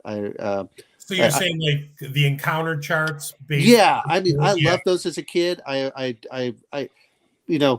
assume that those will be in there depending on which region you're in. When we get to the Game Master Guide, it's going to be a heavy chart-based book. Because I know, as much as it's funny, way back in the day, people used to hate on Rollmaster because it was so many charts. And I see it's kind of turned full circle where people adore charts. And I think charts are pretty cool too. So, but we want to have charts charts that are easy to use are good. Charts that aren't just are a waste of paper. Yeah, that's why I always laughed when people talk about THAC0 and they're like, well, what about that? I said, there was a chart that you never had to look up THAC0, right? But no, I know that's not yours, but that was just one of the things. No, the reason I liked it is because even if you convert it to another system or something like that, it's always great to have those things because, and I know Shadow's talked about setting over system in many cases. Right. It's, that's why that Ardoin book that you guys have, that's a beast. No. The World Book of Cause, 900 pages. And that's why it's such a great book. Is even though it's 900 pages, it's system agnostic. You could use it for any game. Even today, it's all facts, not numbers. The politics and the geography and what the societies are like. You could literally just use it for anything. So I mean, those are, so you're going to look at your 3 core books, and then are you looking at adding a couple of the others that you can get on there as well? I mean, we want to keep it basically, Omen, where we don't want a lot more core books. Maybe we come out with one more core book because there's some classes and races we just couldn't fit everything in. So maybe one more like Unearthed Arcana, one more book to fill in, and that's it. After that, we want to have the modules the countries, the planet, the different hells, the underground, the whole, setting books. just different things, but not huge books, but enough where you could use them in the world or use them in your own world, very portable to wherever you want to do, use it for maps. We are coming out with a new Arduin map, a new continent map, a new world map, brand new maps to support the system, the world. So it's the whole 9 yards. It's a setting to support everything. And Arduin being a Nexus with gates, it was the original. It's endless, the different variety you can have, different environments, universes. You can have sci-fi, fantasy, World War II, whatever mixture you want in there, we can do. And we've done a little bit of a lot of internal, I should say, testing. And Shadow can vouch to this. We ran a while back a 9-hour session for the system that was completely World War II. It was World War II, machine guns, tanks, half tracks, grenades, the whole yard. Submarines. Right, Shadow? And how did that go? That went no problem. That was one of the most amazing games I've been in a good long time. And it was what Dave did was just amazing with the layouts, and because he printed out these maps and overlays instead of using 3D terrain. We're going to make that a module too. It's going to be one of our series.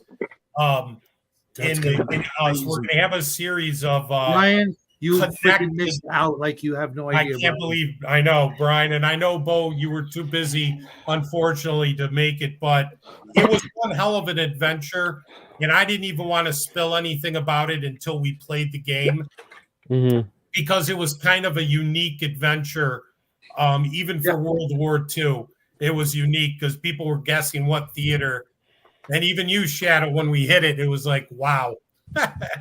So we've done some creative things, but we want to create cool product that people enjoy, that's fun. And that's the bottom line with the game, is to make it playable. And that's some of the things we're doing. Like when we're doing the rules, we're trying to trim it to where if we're playing the game, if we don't use something, we're going to cut it out. We're not going to, we could give a damn about torches, to be honest. Like, yeah, whatever. The story? No. Does anybody care? No. That's what we found. Because when you play for 5 to 9 hours and no one cares about it, that tells me it doesn't add anything to the game. So why have a rule? Let people do what they want with it. And I'm just saying that as an example, or going crazy about encumbrance, or going crazy to get nitty gritty about things. And you kind of got to alleviate from reality on some stuff. If you want the game simple, do you want armor to be absorption armor, or do you want to just use armor class based? You're giving up a little bit of reality, but do you want the heavy lift to have all that administrative work? So it's always a balancing. And again, I've said it before, we're trying to hit a middle road. So we're like first edition D&D, but we're up a couple levels. So we're not as extensive of, let's say, going all the way to a very heavy feat system like Pathfinder is very. We refer to that as toilet paper around here. We do not. He does. We absolutely kind of do. So, there's nothing wrong with Pathfinder or all that. I'm just saying we don't want to go to that level. I have a roll of it in the bathroom. No. So no. I mean, the whole thing of it is, I agree with you, George, and a lot of it is sometimes people seem to want rules when it really doesn't add anything for the game. I mean, I know how I was like, I want to be simulations. That's great when you put it on the computer, when you have to like deal with it, and then it's kind of like, all right, guys, keep what seems reasonable, and if it seems unreasonable, then we'll pull it out. But until then, like you said, I've been playing BX, which has been pretty simple for it, and then I've been playing AD&D with Shadow, and I went, there's a lot of stuff that just does. It's in there where it sounds cool, but it doesn't really seem to help the game out that much unless you really want everyone 100% in there. But that's hard for people that are new to a game to really get into that, it's much easier to start at that higher level, like you said, and then work your way down, and then say, okay, how detailed do we need it to be when the players are really familiar with the system. But a good rule of thumb is if your game's more enjoyable to play by putting like things you need to do onto a machine, you need to rewrite your game. Yeah, we don't want people having to use spreadsheets or calculators or get into that game with it. You want enough though, Right. You want it so players have where it's interesting and they feel like they're getting they're growing as characters. I agree with you on that, but you don't want it to the point where the DM's like, what does that do, and how does this influence? And like you said, it's the more stuff you add, the more interactions get in there that can blow stuff up, which I think is the big problem with 5e right now is you can't play test all the combinations, and people will look like how many YouTube channels were out there and how to abuse the system up to so many levels, and you're just like. But here's the thing, because I run 5th edition professionally, I run Pathfinder professionally. There are gamers out there that want the spreadsheet, that they want to have a master class and calculus to make their character work. Correct. Saying that those are not real games, and this is just me from a professional aspect. Those aren't real people. No, that's not fair. Just because you don't like it, it's not your jam, does not mean those other games don't need to exist. This gentleman here is putting a game that his heart and soul is in, and I applaud the hell out of it, and I look forward to seeing how it looks. We've talked before, and so me personally, from a professional point of view, I will not ache on anybody else's system, because if that's what they're into, that's what they're into. If you want to play Traveler, I know somebody should talk to you. If you want to play Pathfinder, whatever, to each their own. Cut. We're just teasing you. What I'm really saying is that there's a barrier of entry to getting into those. The harder the game, the higher the barrier of entry. And that's what I'm really trying to say. If you want to come pay for my electric bill, we'll talk. No. Hey, I'm an engineer. I used to do partial differential equations in grad school, okay? Yeah. Guess what? I don't want to play spreadsheet games when I want to play a game. I want to say, okay, what's in the back of a napkin and let's go. But that's I get that. I mean, people's flavors change, and you're right. And you're right, Connell. Yeah, that's a good point you made there, George. Because I've played hundreds of different games, and one thing I know for a fact is as you get older, you have less time to do that stuff. When I was in college and whatnot, I could play Palladium all day long, every day of the week, and we did for like 20 years. Now that I'm in my 50s plus, some of that stuff, I don't have time for a 2-hour melee between a couple of guys versus a couple of other guys. I just don't have time for that. My cost to pleasure ratio is way different than it used to be, and that's going to be the same for everybody. I noticed that you don't find a lot of older players playing the crunchiest of crunchy games that they used to. They're going more for something that's quicker and more fun and more into the things that they like about gaming in general, because it might be different for certain players. They may want the more simulation is combat, but less on the role play, or more in the role play and less in, making up a character. We've got a lot of friends out there that have different, points of interest in a game, but the main thing is the time they can actually put into playing a game.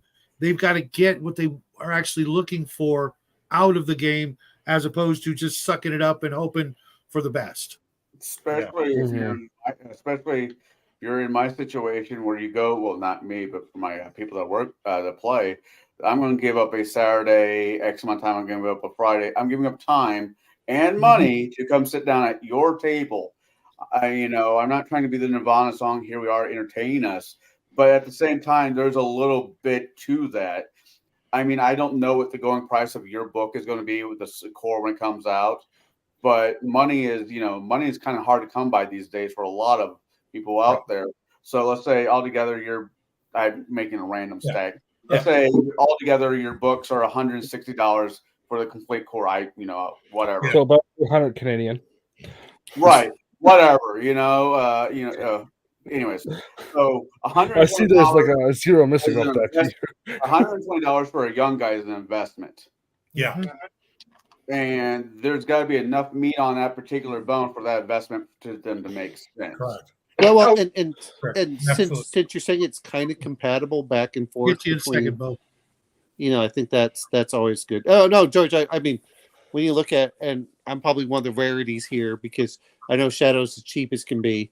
Depends on what it is. It really depends on what it is. What were you going to say, Bo? I was going to say, Connell, when you talked about the cost of a book, look, this is why system does matter. System matters. I don't care if the setting is fun, if the games are fun, but if the rules are trash, I'm not going to play it. Right? We need to have rules that make sense. Like D&D is a great example. In D&D, if you're a 10th level barbarian, you can fall out of a 747 and live because damage caps out at like 10d6 or something like that. I might get the exact number wrong, but damage does terminal it still velocity caps at 20d6. You could fall out of a satellite and not die. This prevents the system from playing in many settings. I want a game. D&D combat, D20 combat sucks for modern and sci-fi games. It doesn't work. It doesn't work because the mechanics make it so it can't work. Because the way that melee combat is baked into the system, it makes modern combat impossible. I'm going to bring one thing up for what Bo said. It's a little bit different with Arduin.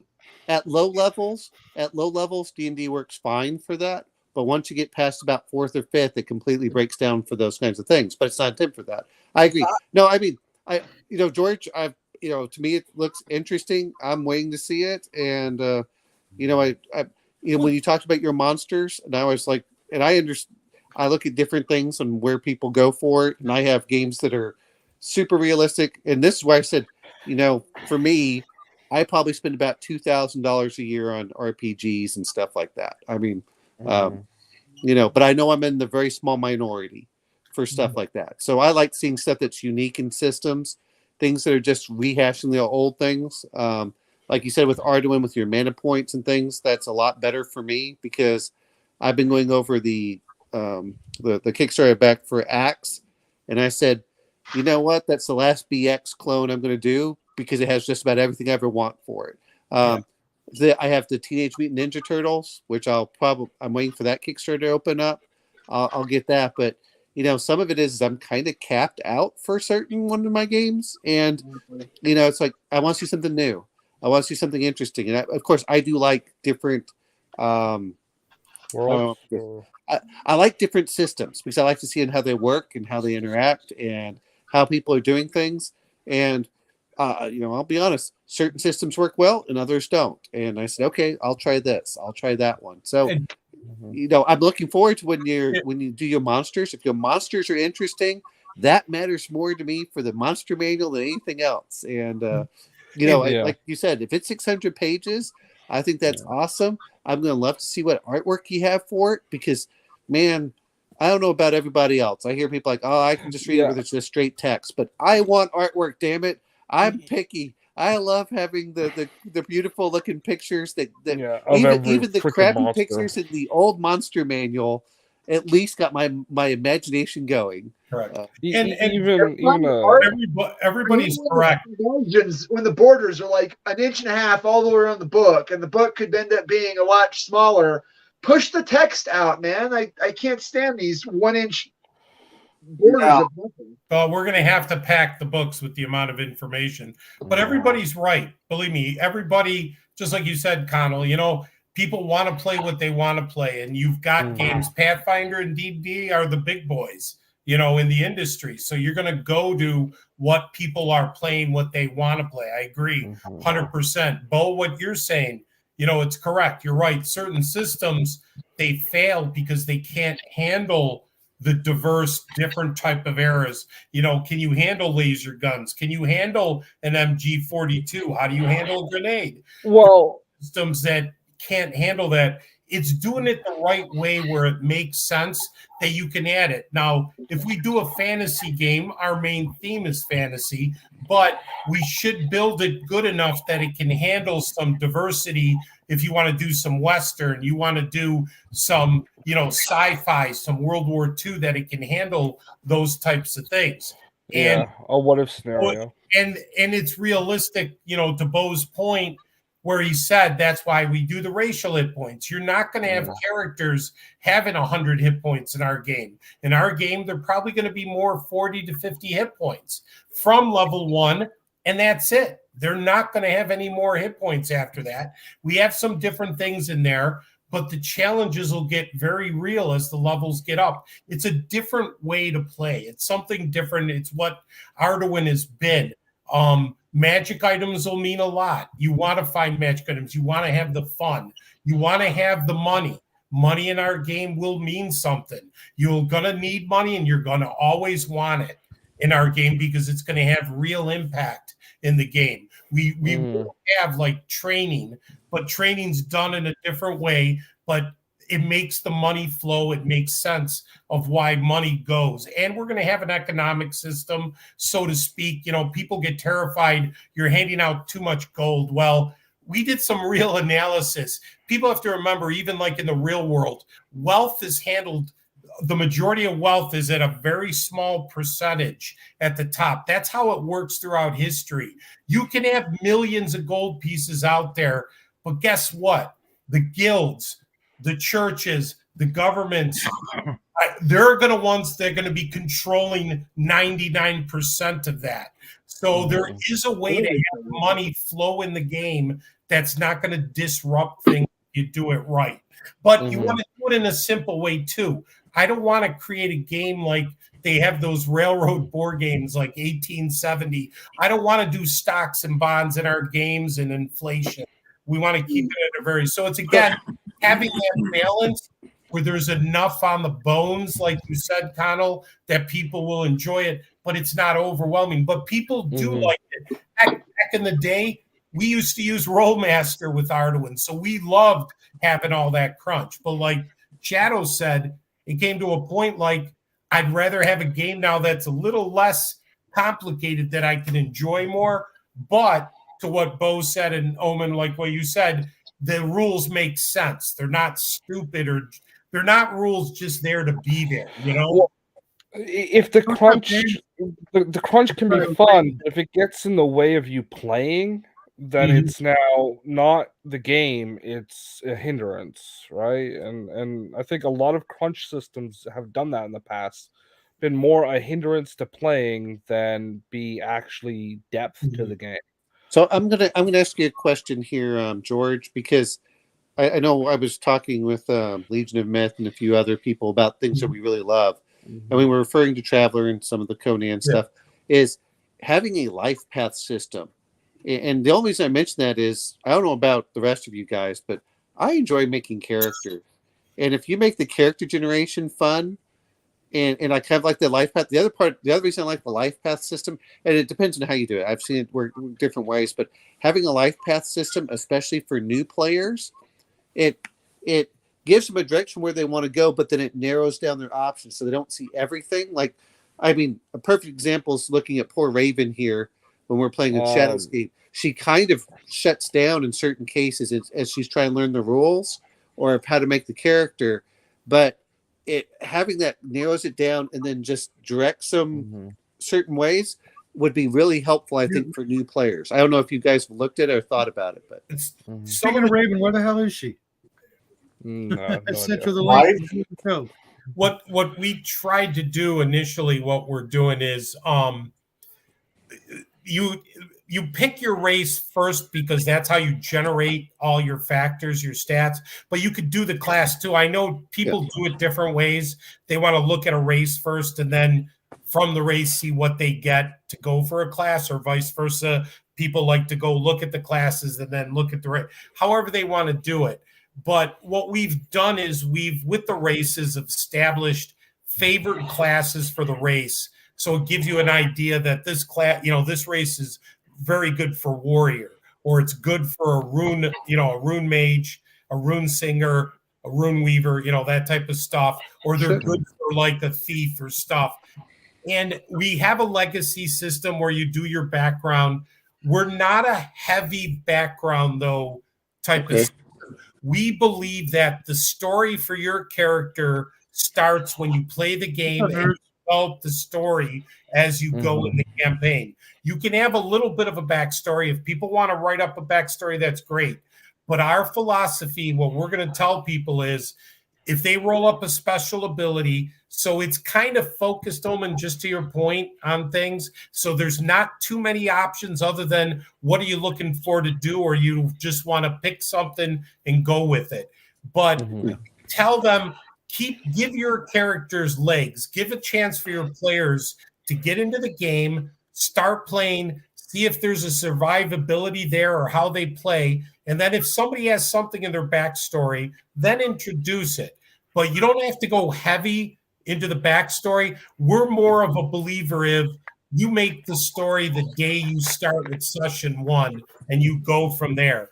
To me, that's your life path. And when you say confusion, that's why with our classes, there's only so many options. And then once you choose them, you can go and you can change at any point, because we don't do it by a tree where you have to have a skill set and you're trying to do this and this and that. That's where you get entrapped, because if you're not familiar, you go so many levels with a character and you screw up, so to speak, which is wrong, which is to me wrong. Or you end up having to metagame the entire experience to get something on level 15. If you're a warrior and you're using a broadsword, and all of a sudden you find a two-handed sword magical that's really cool, you can adjust to it. I know this is a simple example, but your character isn't pigeonholed where they can't adjust to a situation, or you want to get something different or go in a different direction.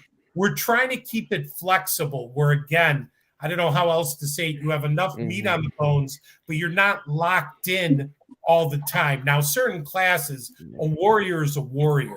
No. I was just curious. I just was using for like for Conan. It's like, okay, you roll this, either roll it or pick, and then that kind of says, okay, get this, and then you can get a couple of skills on what it kind of weirdly directs you, and then at the end you still come out with an effective character that's not locked in. I agree with you on that. I was just now I have a question. And where Traveler and Twilight 2000 had some of that in there, where you were going through it and you got this skill, which may not be related to warrior. I don't know how you're doing it.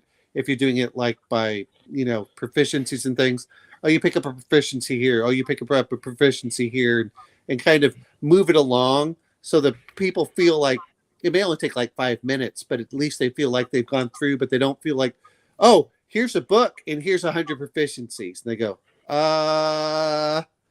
that's what I was referring to. It's just kind of thing that, like, did you grow up in a rural area or did you grow up in a city? And you're like, I grew up in a city. And you're like, okay. Did you grow up for here? Did you do a couple things, branch out a little bit, and then just a bunch of yes/no questions? Yeah, kind of thing. Or gives like 4 or 5 options, and then they branch down instead of just saying, "Here's 30 pages of skills. Good luck." I've seen that happen a lot. Well, like just shut down. If your character grew up on a farm, it would make sense your character knows how to milk a cow.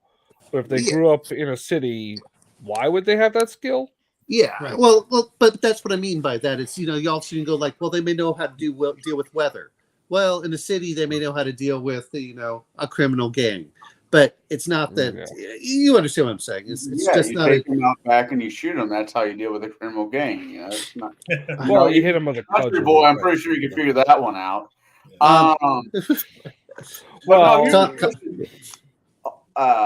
You said recipes for spells and all that, right? Now, I'm kind of goofing around. I didn't buy. I was at Target, and my daughter my daughter's 13. Apparently, D&D just came out with a new D&D themed cooking book. And I love weird cookbooks. But the reason why I say this is I don't know how detailed your recipes for your spells are.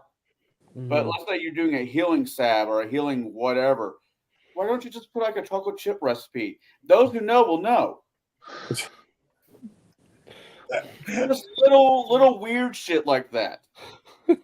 There's some interesting stuff in our recipes are basically like the alchemist uses recipes. Connell is kind of what we do. I get it. I just know. I mean, put nothing in it is going to get you in trouble. But yeah, for this leaven bread or whatever, you need 4 cups of flour, 2 eggs, vanilla extract, chocolate chips. We do have a lot of food products in Arduin. There is some very detailed food products in it. So there is some of that stuff, Connell. There is a lot of flavor. I know that's funny to say that, but a lot of flavor. Yeah. 30 pages on how to correctly grill a chicken. Funny because if somebody's going through your book and looking at this, what the hell is this health biscuit? Yeah, Mom, is that the recipe for chocolate chips? It's just. Yeah. Well, ignore him. I mean, that's one of the things that I guess later on, but I like some of the idea. I know that the alien colonial marines, they threw in a cornbread recipe in the middle of the book. There's if you to give you an idea of the flavor, Arduin Grimoire 4, the Lost Grimoire, has Dirty Dorgs, which is part of the Great Worm Road. In Arduin, the underworld is called the Great Worm Road. It's the dissidents where a lot of the evil kind of hangs out and go underground. And Dirty Dorgs has a menu. They have like the Assassin's Supper. They have the Great Feast. Pretty much you can pay a ton of money and they'll capture the person you want and cook them the way you want. Stuff like that. But they have different other things like Vampire Heart, but they have full meals and they describe them, Connell, and it's like, that sounds really good. The way they describe the whole meal, and not talking about the person, but I got where you're going with that. So, Connell, there will be recipes for long pork. We were talking about this. There will be recipes. We don't need any recipes for long pork. Shadow, you don't look that up. I already know what it means, and yeah, thank you. He has a whole film series. Oh, jeez. Is that why we're watching Planet of the Apes? The long pork, long pig there, Shadow? No. Well, what's up, Raven? Oh, yeah, Mike's wondering. Mike is wondering. Arduin cookbook confirmed? Yeah, no. No. I'm not going to confirm a cookbook. I won't go that far. Just take a Jamie Oliver cookbook and then correct the recipes so they're not wrong, and then re-release it. Wow. Wrong. Damn. Are you doing Mr. What was his name? Uncle Roger on the anti-Jamie? He's always like everybody that knows Jamie Oliver hates him. Anyways, I'm looking forward to seeing what the final product looks like. The whole, I don't know. Like I said, I was at Target. I was looking at this cookbook. It was incredibly cute. It was a great idea. Yeah. And then I kept listening to you talking about. Hold on, let me finish this statement. We don't want George to go bankrupt. Now, if Arduin's a huge deal, then he can make a cookbook afterwards. I want to make a cookbook. I just plan to slip some recipes in the spells. Yeah. Cuddle. He's already at like 500 pages. If you want to add another 200 pages for the cookbook, you can send him recipes. And you write the book. Hey, if Donald Star DM ends up in the book, I'm not going to bitch. I know what you're saying, Connell. I get it. I get it 100%. No, and again, we're trying to get as much feedback too, and again, everybody's going to have their likes and dislikes with the system. Yeah. Or, you know what? Everybody is going to take something and they're going to manipulate. It's very rare to find somebody who plays 100% by the book where they don't, bolt in something else or take something else out. That's very rare to find as is. I mean, I'd love it as is. That's why we're trying to boil it down as much as we can, but we'll have to see when we get there, I think I do have a recipe for horse heart now that I think about it in my book. Anyway, sorry. He's volunteering to give you recipes if you want to do this. It'll be like, unicorn steak, or it can be replaced with some other animal. Well, you said vampire hearts earlier, and my brain just finally was like connecting. Mm-hmm. It just. Let me just see. I mean, they have some different. We have all types of stuff. We're just. There's a lot of different liquors too. They have like 8 legs liquor made by the Mirkwood elves from the fresh squeezed Mirkwood spiders. This dark, inky blue liquid is, while not plentiful in Arduin, at least not overly rare. The spiders used are all non-venomous weavers that are bred for their spider silk, making season for this drink. The smell of this thoroughly syrupy stuff is akin to that of maple sugar and almonds combined. It has a taste to match this pleasant aroma. More often than not, when it is available in quantity, and when it's not, it simply isn't around.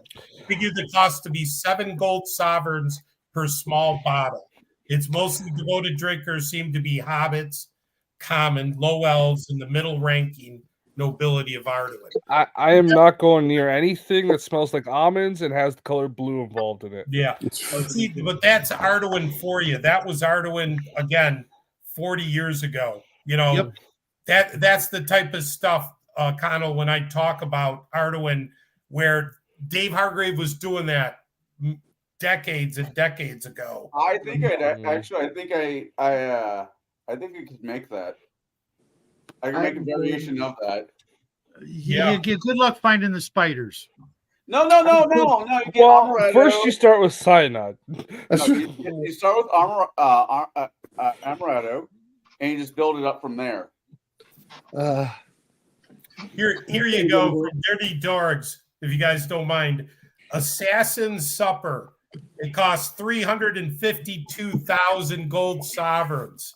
Jesus. It's rare roast vampire's heart, bowl of stingwing soup, steamed sea spider eyes, and a fillet of black dragon's tongue, 3 pounds. A glass of dingy blood wine tops off this savory meal. If black dragon tongue is not available, the management reserves the right to substitute another dragon tongue in its place. It's a whole menu from the grimoire here. So it's like I said, Arduin has a lot of different things like that. So no, I think we lost him. You froze up there, George. No, I mean that's cool that they have the good descriptions of that, because I think that matters a lot of getting yourself into a world. There's definitely, and because of how well the description is, I can actually like the dragon tongue. I'm thinking cow tongue, just working out different things. No. Dragons have much smaller tongues. About yay long, about yay Then thick. you set up tongue, it'd be a snake, rattlesnake. Right, but I can't help I was thinking notice that the descriptions and things like that are often lacking in a lot of good, or not even good RPG. In general, you don't get that kind of massive amount of flavor text. With even looking at magic items, you don't get that. Monsters, you get like a paragraph, bare description. Although some later games, maybe it's too much, but the sort of tongue in cheek, not being afraid to throw some humor in there. I find writing these days is very, it's all super heroic, but no humor. Yeah. Why do I need the book to spoon feed me Lauren's setting? It helps for people. Other people don't know. Other people don't have that kind of imagination. I understand that, but I mean, it to me, it makes the game. I don't want to play a homogenous.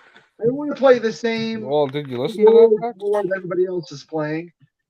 I really just need a good, solid set of rules for me to make a world for you guys to run wild in. Yes, but it helps the players if they see it to know what's out there. I mean, I don't know about everyone else, but everyone plays for different things, which is you don't that's why I do agree with that. Setting matters. I mean, rules matter for the type of game you want to play, but setting matters for you to get involved and immersed in the world. And sometimes, and to be fair, what you just put out there, you gotta remember, Bo. Arduin is one of the first world settings from all the way back in the day, and it's going to have fans and people who want to go back to that exact specific world that they used to adventure in and play in. You know, this isn't like this isn't for a world builder. You know, this is a world already built. You know me. I love making my own worlds. You know, but when it comes to the few IPs and few other people's worlds that I'll happily go and visit, you know, I'll jump into Arduin before I would jump into Star Wars or Middle Earth or, you know, most of the other big IPs, because I've been there before and I've got a lot of memories tied up in it. You know, if I want to play something, you know, of my own design or somebody else's design because it sounds great, awesome. But this isn't that. This is definitely based on member berries and, you know, the life's work of one specific guy who was and gave to the gaming world so many of the mechanics and rules that, you know, got absorbed into the hobby without ever giving the credit to where they came from. Okay, I'm going to bring up one thing. Cross purposes then, because you mentioned 2 points to me that are seem not contradictory but not related. One, you talked about the nostalgia of setting. Okay, I can see that point, but then you talked about rules that were incorporated into, say, D&D from David Hargrave and from Arduin, but that's 2 different animals. Okay, well, yeah, now, but personally, I don't they come from the same source, though, and they come from the same source, but they're 2 different points. Now, I have no nostalgic connection to any. Even when I was playing D&D, I always played my own world. I never played in Forgotten Realms. I never played in Mystara. I never played in the Grand Duchy of Karmikos. I never played in. I always played in. We played in our world, so I don't feel that nostalgic connection. Okay, so from someone that has no nostalgia to this, I like having that in-depth detail that you just gave for what's there, because now I can get immersed into it. Because for me, even though I've been reading more of the fantasy, part of the reason I love the RPGs was to feel like I got transported to wherever I was going. And by giving you those details, it really helps me get into that. Because honestly, you know, I'll be, you know, I like rules. I'm really mechanical based. I'm like, okay, how could I tactically get over things at a certain point? But I still love listening to like what you. I mean, the way that you were describing that drink was exactly like what I would go into if I was going to have a fine wine and I went into a sommelier or something like that. Yeah. And like, okay, is it too much for me? Probably. But you know what? For other people, they would love it. Oh, come on, you got 7 gold. We know you got 7 gold on you. Well, but that's the whole point. Is players? There was nothing worse when I was a kid, and it took me years to go through it. It's just like whenever you look at the pole arms. Well, what's the difference between this and this? And the same thing for drinks and food. Well, what is this? Like, how many times have you heard? What is talking about with Middle Earth role playing? What's limbras? What is the limbas or whatever they have for the bread, the elven bread? If you don't say it's elven bread, people are like, "What the hell is this?" And by putting up a better description, I think it really does help. Just to the point, Bo, I just want to say, we have all this material. We want to put it in the game because for some people, it's a great source of material for them to use. You know, if I want a whole list of different meals, different liquors, different things, and have that flavor in the game, they can use it. But if you want to do your own thing, that's great too. We want to do both. We want to have a rule system that's robust, that can be used for multi-genre types of games, but also a flavorful world where if you want a setting, if you don't, because there are people, Bo, who don't want to do their own. They want, give me something I can, even if I'm not going to use all of it, give me the core. I need a continent. I need some countries, and then I can go from there. We want to be able to give people that. We're not saying you invest in our whole thing. Maybe you just want the country Arduin. Maybe you take our new continent map, use it for your world. I'll tell you what, We have thousands of pieces of Dave Hargrave maps and modules. And I will say this boldly, nobody does names like Dave Hargrave. I don't know where this guy did, and you know this, Shadow. He could come up with thousands of names for cities, for towns, for mountains, for streams, for characters, and it was like they're really cool names. I laugh because I see people struggle. I have a hard time with names these days. 5 names on a map, and this guy can put 500 back in the day like this. I don't know how he did it, but what I'm saying, Bo, it's better to have that material because what I've seen in the industry, you're more the exception than the rule. There's a lot of people looking for good settings because a lot of it is crap out there. I can't believe they've done nothing with Dark Sun, and this is mostly WotC with their garbage. They haven't done anything good with Dark Sun. Spelljammer was a disaster that they came out with. They should have went back to what they had. And they did have Forgotten Realms, Dragonlance, Greyhawk, and they've made a mess where you have great settings that do have a nostalgia, but it doesn't mean you have to use it in full, Bo. You could take it with the maps, the basics, and then fill it in as you see fit. It's kind of, that term. And, one of the great things about Arduin inspiration is that Arduin, the world of Arduin is based around being able to come and go.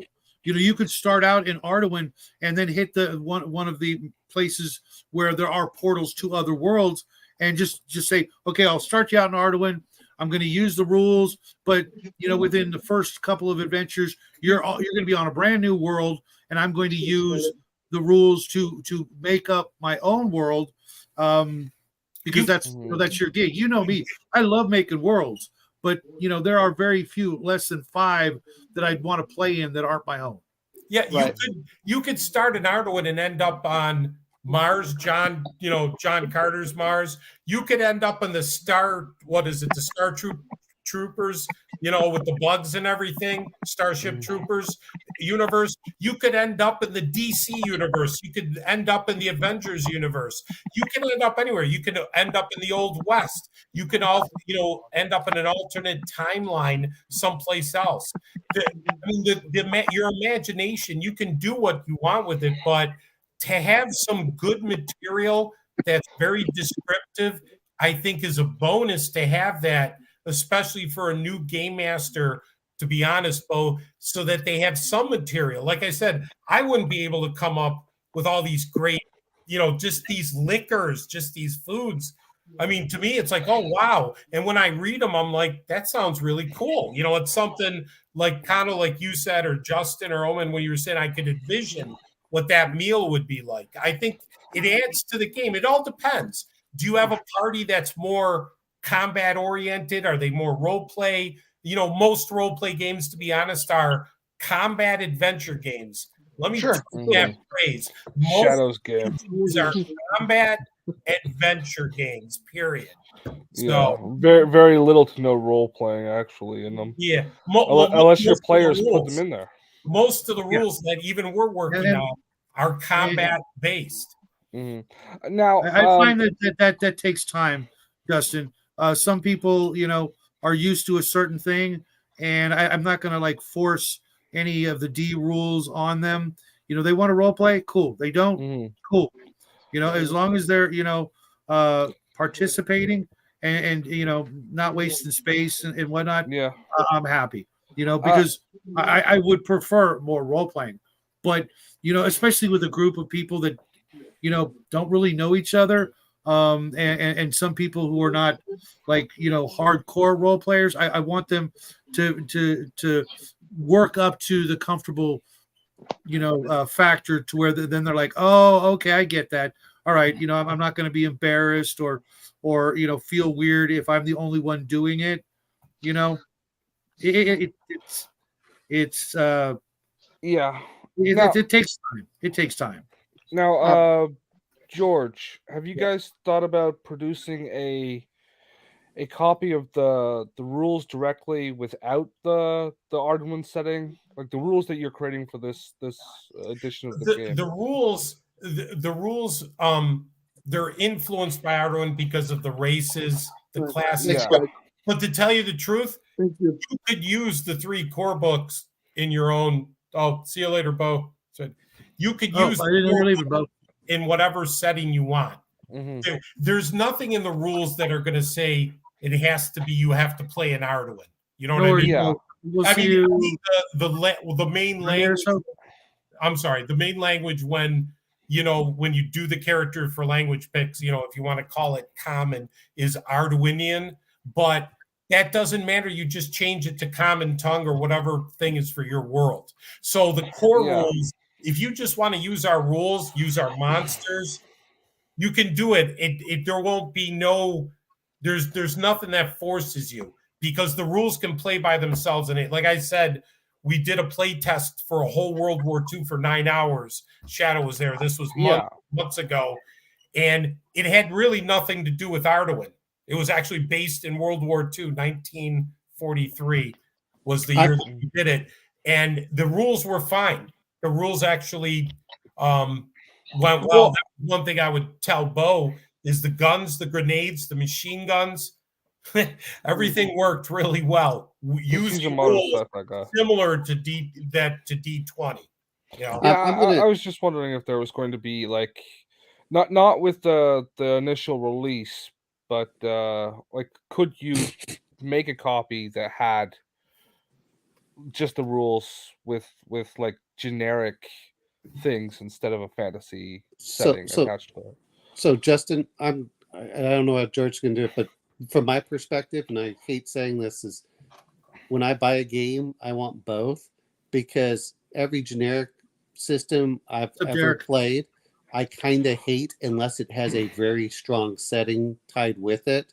That's basically, I'm just saying, but no, I'm finding from personal experiences, I can adapt whatever's there, but it's the setting that gets me to read and enjoy being in that world. Yeah, that I want to try those rule systems. That's how I am. I don't know how. Well, I'm asking this because I'm thinking what Bo was getting at before he left, was some people might find it like, even if it's only a PDF purchase or whatever, right? Like, some people might find it easier to have the raw element to build their world onto. I think that's what he was getting to. I don't know. But I mean, definitely 3-4 years after you've released. Well, I mean, like I said, I mean, most rules can adapt, but we did that whole World War II thing because even the characters that were played were not fantasy characters; they were World War II characters. They played actual World War II. And it worked. Everything worked. But I mean, most systems you could do that. I know what you're saying, Justin. I know what you're saying is have them generic. I feel the rules we're developing, and again, they're not so different from a lot of other things. Don't get me wrong.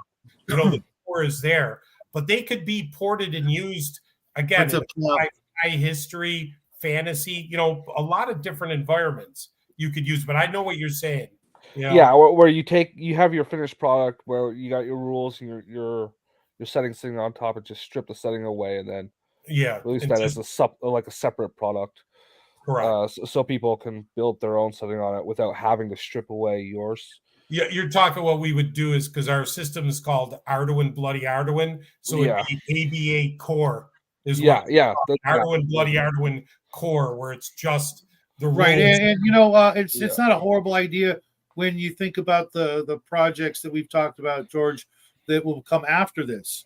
If you're going to do like a sci-fi or a contemporary or a horror or something like that, pull it out and do what what fits where. I'm gonna say as much as even the generic systems I've seen, you can take the core, but you still have to modify it for whatever setting you could put it in, just because it does. Like Palladium. The only system that's not really the case for, which Bo would have attested to, is GURPS. But GURPS is, a stack of books, no matter what. 4 football fields long. Depending on, if you buy them specifically for one genre, cool.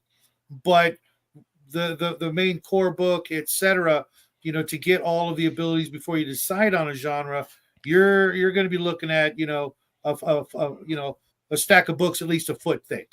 Well, the problem I have with GURPS is it doesn't have any real flavor, which kind of is hard to get someone into the system. I mean, whatever it is, that was, from my understanding, from the very inception with the name of GURPS, it was the generic, as in generic food products, as bland and as the saltless universal, cracker.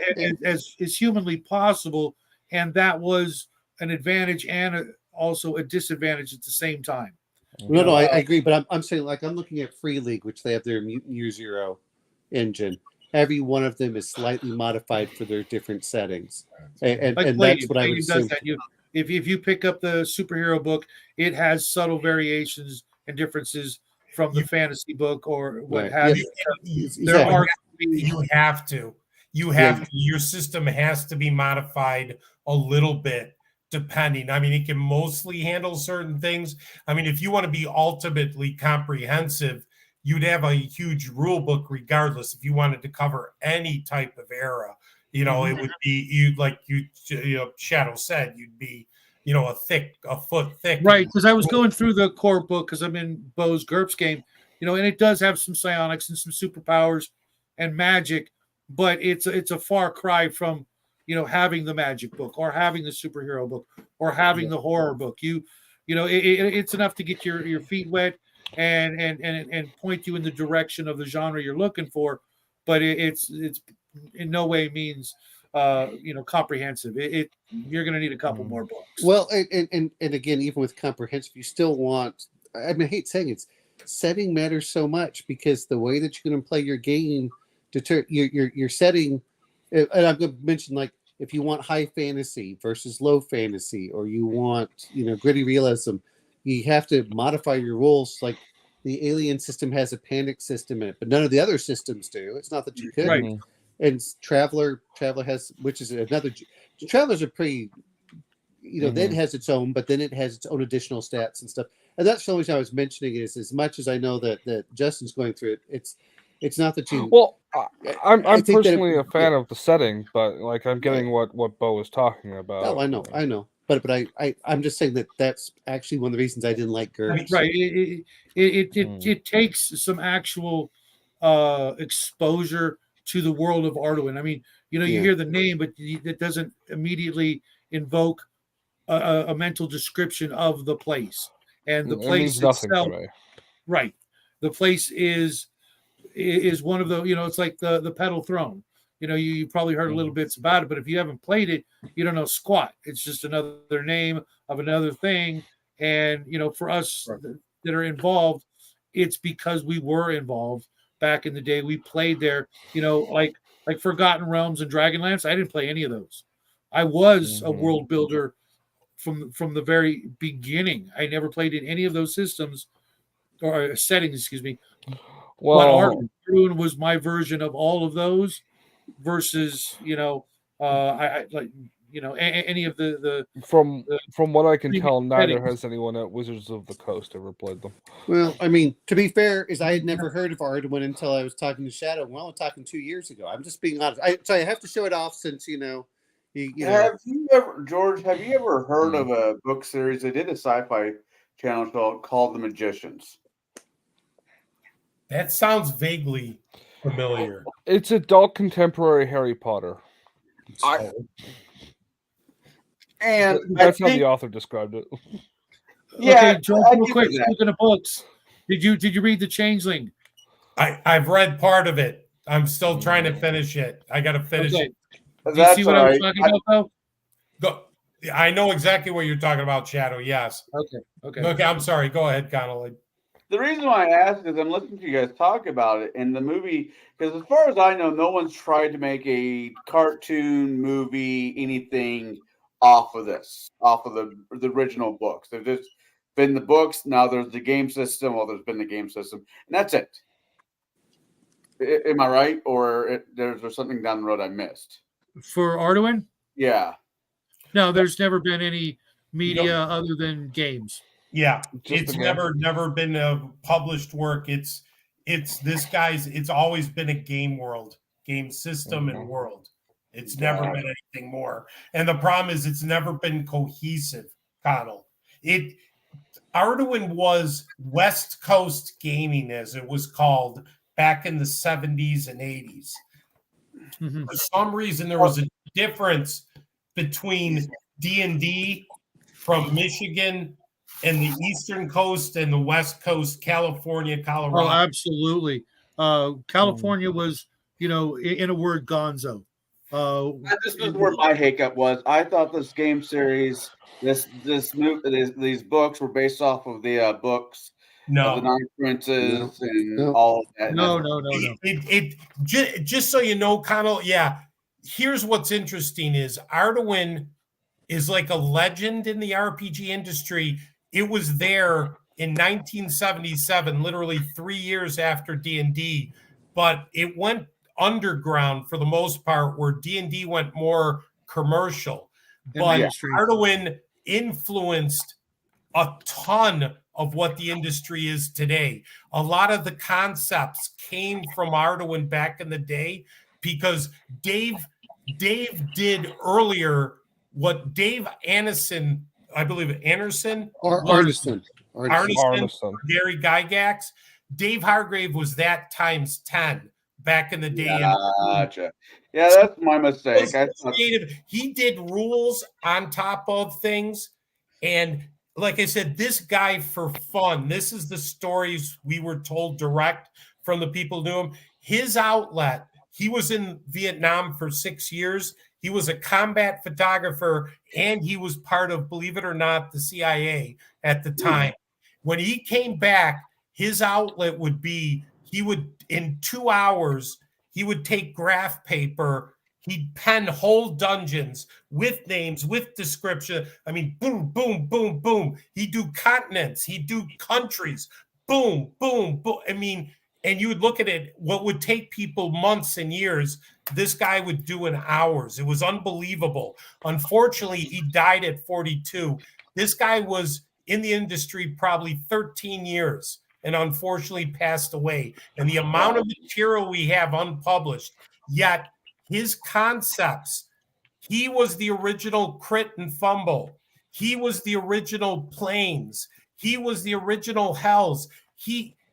The artists, Earl Otis, guess where Earl Otis started? Was with Arduin. People don't know that. Michio Ukanoro, who was the art director for Diablo 1, guess where he started, and guess where he thanked Dave Hargrave and Arduin in the first Diablo game in the manual in the back. He started his artwork with Dave Hargrave. Like I said, Earl Otis is a big one. Michio, Greg Espinoza, Roland Brown, a lot of the people, RuneQuest, Chaosium. Do you know where the original owner, Greg Stafford, came from? He was a player in Dave Hargrave's Arduin game. He wanted to use Arduin for RuneQuest instead of what RuneQuest is now. But there was an argument. There was a real big rift that happened in the day. But Greg Stafford sat at Dave Hargrave's table, and that's when he created RuneQuest. And then, Chaosium took from there. So, Connell, it's like the unknown story. We've been talking with Griff Morgan, who did Secrets of Blackmore, and we want to try to do a documentary about Dave and Arduin because it's largely unknown. Believe me, there was even stuff we had no idea until we saw it. But then when we started seeing everything we see here, all his manuscripts, his modules, his adventures, notes, we're like, oh my God, things you see now, Connell, it was like, he did that 40 years ago. There's nothing, when I look at stuff, Connell, there's nothing new to me. It's like, yeah, I've seen that. I've already seen that. I know where that inspiration. That's why I'm not impressed a lot when people say, oh, look what we did. I'm like, yeah, blah, blah. That was done 40 years ago. You ain't coming up with no new concept, So George, I'm going to ask you a quick question. When you're doing the maps, are you going to do like a book of maps, or how is it going to work out? And then the other parts, are they going to be in color for this. We have a new continent map. They're going to be like posters. They're going to be like that. Ones in the module will be in the modules. Like we said, we haven't gotten to that point, but we're going to have poster maps for the continent, the world, the countries. What we're planning to kind of do with the countries is like the old, like the country of Karamikos, the basic theories. If you guys remember the gazetteers, yes. we want to do something similar. We think that would be do well. Okay. $20 for a whole country maps, adventure. Oh, that'd be amazing. Oh yeah, that's good. I like fluff material that isn't like overly priced. Yeah. Well, what do you think of that, Connell? But that's kind of our concept for later. That works. I like that. I mean, I would love to have. I can't draw to save my life. If somebody asked me to draw a map, I'm like, "Are you fucking kidding me?" I'll do it. No one should ever have to see it, but I'll do it. But no, having a book of maps. Apparently, I want a cigar because I was about to say a book of matches. Sounds like an amazing idea. No, we talked the one time before. I'm always looking for a system that I could run Dresden files out of. It's a book series from Jim Butcher. Yeah, and the official one is like absolute trash. Yeah. It's from Fate? Yeah, it's from Fate, and it's just garbage. So yeah, Evil Hat, yeah. So that's Fate. So I'm always looking for just trying to find a system that I can run a Dresden Files campaign in. That's not World of Darkness or what was the other one that got pointed out to me? Werewolf, the Apocalypse. Yeah, it's all World of Darkness. That's all World of Darkness. You're talking about the old White Wolf stuff. No, wasn't Fate the other one, or is that who did the Dresden? No, Evil Hat was Fate. Yeah. Fate is the system, and I think it's printed by Evil Hat. I won't have anything to do with Evil Hat. Yeah. But then there's a few others. But no, Dave, I'm sorry, George. I'm just more thinking about the, whenever it comes out, looking at what's going to be in there, and it's like, okay, like you're going to buy it, it. What's that? You're going to buy it, it. No, that's not my point. Well, yeah, it's pretty easy to buy. Like I said, I backed enough Kickstarters that would, at least I'll see it within 30 days, or even if it's 60 days, I'm okay with that. Because when you do a Kickstarter, you have to open up the pledge manager, and then after that, then they can send the stuff out. But but no, it's the kind of things that they're going out there, that's great. I said but I'm trying to see if what's out there that I'm interested in. I'm not saying I'm completely burned out, but when I look at it, I'm like, I might pick up Dragonbane. There might be a couple others that I'm. Dragonbane is fine. The way I'm reading it sounds. There was not one thing about it I liked. I gave it a fair shake. I looked at the PDF and I'm like, this ain't for me. I like the artwork. You don't like the ducks? Yeah, okay. I'll give you that. The artwork was cute, but that's the best I can say. It was cute. But my whole point is that there's things I like to flesh out, whether it's Warhammer Fantasy and a few others that I'm looking at. But but I can't sit there's a lot of other systems out there like, oh, I have to go get this. Whereas when I came back from Iraq, I was like, I've missed so much, and I just started collecting a bunch of stuff, and I've really enjoyed the different settings and games, and so I'm looking forward to it for when you get it out, George. I'm just trying to make sure because I thought, no offense, I think it was last time we talked, I kind of got the feeling it's going to be around April of 2024, but if you have to do more. There's just so much. Exactly. Yeah. Like I said, we realized how much is going into this and how much we really have to pour into it. It's so much. And you would think, you have a ton of material, so, you're okay. But you're constantly sometimes it's a blessing and a curse. So, because we have the basics of a system, and sometimes it's an anchor around your neck, because it's like, do we have to have this? If I could just get rid of this, we could move on. So there's been a lot that we've had to let go, redesign. There was things I wanted to do that I thought theoretically would be great. It'd be this and that. And they were trash when we tried it, or they just didn't work, or it was too much. But you have to put the work into it to get to this point. And when you're building from scratch, because we're not OGL, because we're not D12, we're not borrowing anybody else's stuff. This is our own proprietary stuff, and we're building from scratch. You got to take into account everything. You got to think about everything, and that's what scares me. I don't want to forget about this. Are we forgetting? We run into things, and then sometimes we have to go back through. We just went back through all our freaking spells because we developed something within recipes and poisons. We're like, wait a minute. How is this mechanic going to fit with this? Does it work? And then all of a sudden we have to go back through and make sure everything is consistent.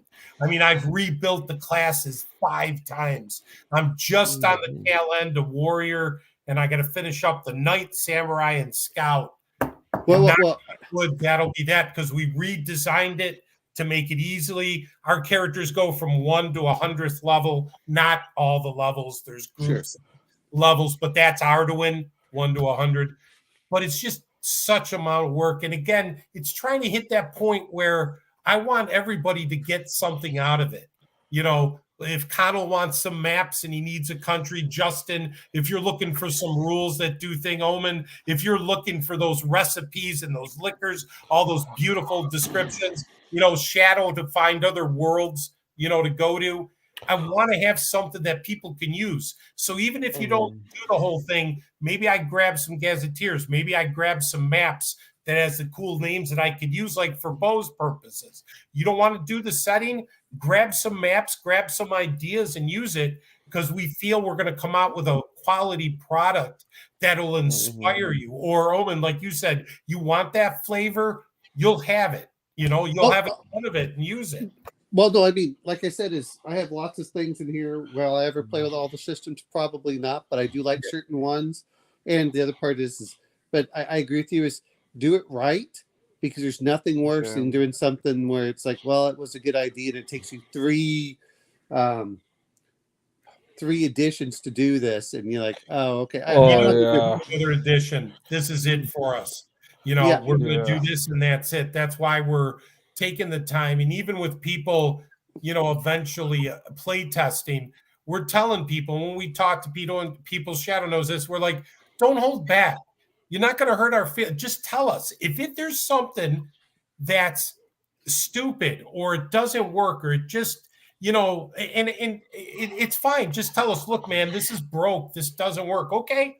Tell us why. Let's look at it, and we'll look at it and try to redefine it, or maybe we have to get rid of it. Maybe it's that broken. But right now, thank God, knock on wood, we haven't gotten any fatal flaws. Right now, we've boiled it to a point where the core engine is working. It's doing what it's supposed to, and we're adding on. But we have to be careful, because just like any machine, the more wheels, the more gears, the more electronics, something is going to make it break, or it's going to get more complex. And when you have a problem, it's going to permeate through the whole damn thing. So that's why we're trying to keep it simple too. The other part is, and I think that people forget about this, is though we've all dealt with it, is at a certain point, you can get what are the edition wars. A perfect example is D&D, when it went from 2nd to 3rd, or 3rd to 5th.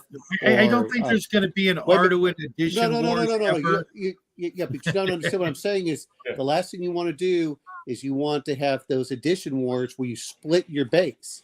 That's what I'm referring to, is the, we see it in a lot of them. It's like, let them get the first one out first, bro. No, Arduin's actually had several editions in the past. Yeah, but for these guys, there were 3 versions. The original Grimoire from Dave Hargrave, the original 9 books, and then there was Complete Arduin, Arduin 2 is it called, and then there was Arduin Eternal, which we did, my God, 10, 12 years ago. We knew that immediately, Omen. You know what we did a year ago? We took Arduin 2 and Arduin 3, which Arduin 3 was our own product with some books. We took them out of Amazon. We took them out of circulation. We made them out of print. We won't even sell them. Why did we do that? Exactly to that point. We don't have a huge fan base, but we're known. But what we've done is the original Hargrave books, like what I was reading out of, they've always been used A lot of players have used it to mine it for D&D and other games. That's always available. Then we're going to come out with Arduin, Bloody Arduin. That's it. So the fan base, what we're going to support and use is Arduin, Bloody Arduin. But the original material, which is basically a supplement to D&D or any D&D clone, will always be. But what we did is Arduin 2 and 3, which really went no place, we completely took out. Even to our own detriment, we took money out of our pockets just to take it out of circulation for 2 years so that it gets out, because it's not supporting it, and we're not going to fracture what little fan base we have. And as we grow, I don't want that, to be honest. I hate what I see when you have Labyrinth Road, Crusades, Swords and Wizardry, you have Old School Essentials, you have this, and I'm not saying there's anything wrong, but my God, you have 20 different little retro clones, Heck, you can even say Pathfinder is a clone of D&D because it came from it. Nothing wrong with it. Nothing wrong with Orc or Tales of the Valiant from Cobalt Press, but you have a sliver of a sliver of a sliver of a sliver, and I don't want to do that, No, I'm just saying that, but it's good to have something where you can stick it. Everyone says it's good, and then you move on. I think that the worst thing the worst thing is nowadays is, like you said, is if it's not good, it will disappear, and then no one will want it again. But if you can build that fan base up, then you can always we want people. Yeah. I want to have conventions. We want to support it where people actually run the game because they enjoy it. It goes back to, and I had a discussion with Connell about this. You want something that a game master, and there's a lot of professional now game masters who run games, and you want them to be able to run it and enjoy running it, which a lot of games don't realize. You got to make the game master happy. And then they have those players who say, I want to play in Arduin. I want to, get a taste and enjoy it, and would pay money to do it and grow it. But to grow it, you need a good system. You need a good rule system. It goes back to, I know what Bo was saying. Yes, you need a good, robust rule system, but then you do need a good setting. You need a setting that's interesting, that people will find fun, Yeah, I mean, too many generic games, I don't care what it is, they just never seem to gain traction just because there's not a setting to draw. Whether people like it or not, that setting is what draws people in, and the rules are what kind of, it draws them in. It goes along with what you were saying about artwork. You have to be able to depict what your game is about. Okay, on the front cover, they say don't judge a book by its cover. Well, when it comes to a role-playing game, that's bullshit, man. You always judge a book by its cover. Right. Always. If it's got shabby artwork and the cover doesn't grab you, even if the artwork is just some, ambiguous, just dark, spooky sort of, imagery on the cover with no actual, depiction of what the game is like, that could be your thing. But it's got to have something to convey what the game is going to be like once you start playing. Even like a blank cover with just Traveler, the title of the book, the font shows that leaves a psychological impression on you. The color of the book, perfect example. So the original Traveler, all these things are things that people are judging, whether they think that they shouldn't or not. They still are. I'm going to say the very first thing is, and you're using Traveler. That's one of the reasons I never bought Traveler. Is I didn't like the fact that there was no artwork. That's perfectly acceptable and reasonable because it conveyed a generic sci-fi future without an actual piece of artwork. Well, part of it just came down to it was walls of text, and it didn't do anything, and it didn't inspire me. And this is someone that loves space, and like, whereas that's what really got to me now. Whereas like Star Frontiers had that, even if you like Star Trek, all these others now. The second edition with Mongoose is much better for it. I'm not saying the artwork has to be great. Yeah, think about it, Owen. They learned their lesson, but Traveler is, as far as I know, like the number one, selling sci-fi game other than maybe Starfinder, just because of the money that they sank into it from all their other revenues. I've never actually, except for playing your variation of Traveler, I would say Starfinder is a dud. And I love Pathfinder. It's the one I go to, it's the one that took And me that from was entirely because of setting. Because I've got the Starfinder books. I looked through them and I went, oh yeah, this is definitely not. If you're a big Star Trek fan, you can run Starfinder like a Star Trek episode. It's not hard. I've seen it. Sure, but what the way they chose artistically is very off-putting for some folks. Yeah. Well, and to be fair, I hate saying this, is if I'm walking in, look, if I want to read just a book, to read a book, that's one thing. And I know, George, that's why you're doing a lot of this stuff, and I'm looking forward to, seeing it. And you're talking about your pages. That doesn't include artwork, I assume. You're still getting the artwork and layout, I assume, getting ready for it. Yeah, and those are just estimates. I just, estimating. But yeah, I mean, we got to do and we have a layout guy. We have an editor. We do have we have a team, different people, part-time.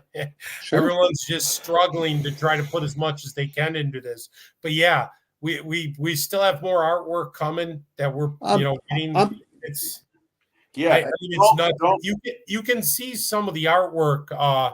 I did some posts. I posted on our Arduin Grimoire on Facebook, and then there's a MeWe group for Arduin.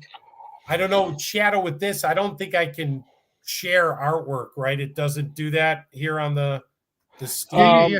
If you open it up as a window and then hit at the bottom of the screen, there's a thing that says present, and you open up and then select that window in the bar it gives you, and then Shadow has to bring it up like a host. Don't be like Iron Kingdoms. Make sure you have yourself a great editor. You know what? Do something better. Have 2 great editors. You know what? 3 great editors, because there was a lot of shit that came out in Iron Kingdom, which was a great setting, but boy, that system could have used a really good editor. Which system? They've had 3. I got asked Jade because it was the one he ran. Okay, that's probably 3rd edition. Not 3rd. That's probably their 1st edition one, which was based off the 3rd edition. Because I had the one that was their own system, which was their 2nd version, and I thought that it was really well written, but they based it basically off of their miniature game. George, when you figure out how that thing opens, just yell at Shadow because he's not paying attention to anything. Yeah. Oh, yeah, looks like you already did. Sorry. Yeah, as soon as you, I don't see the page. As soon as you do, I'll show it. But I mean, fuck, cover wise, Warhammer Fantasy, the one with the dwarf with the huge ass redhead mohawk. I mean, I knew nothing about the game. I'm walking through my local game shop on, that's a badass dwarf. It just grabs you. Oh yeah, don't get me wrong. There's a lot of them that were in there. I mean, some of them, and I'm going to say this because there's the 1980s. There weren't that many choices that I saw at Barnes and Noble or Walden Books. To be fair, those were game shops. Those were 1980s. 1980s. There wasn't a lot out there for where you could find game books. Okay. This was the part where you either got it from Walden Books or is this the Satanic? That was about it. And you had D&D. I mean, I got some of them, but I got GURPS and a few others from it, but you didn't have a lot of it. And so, like with Arduin, it never showed up on my thing.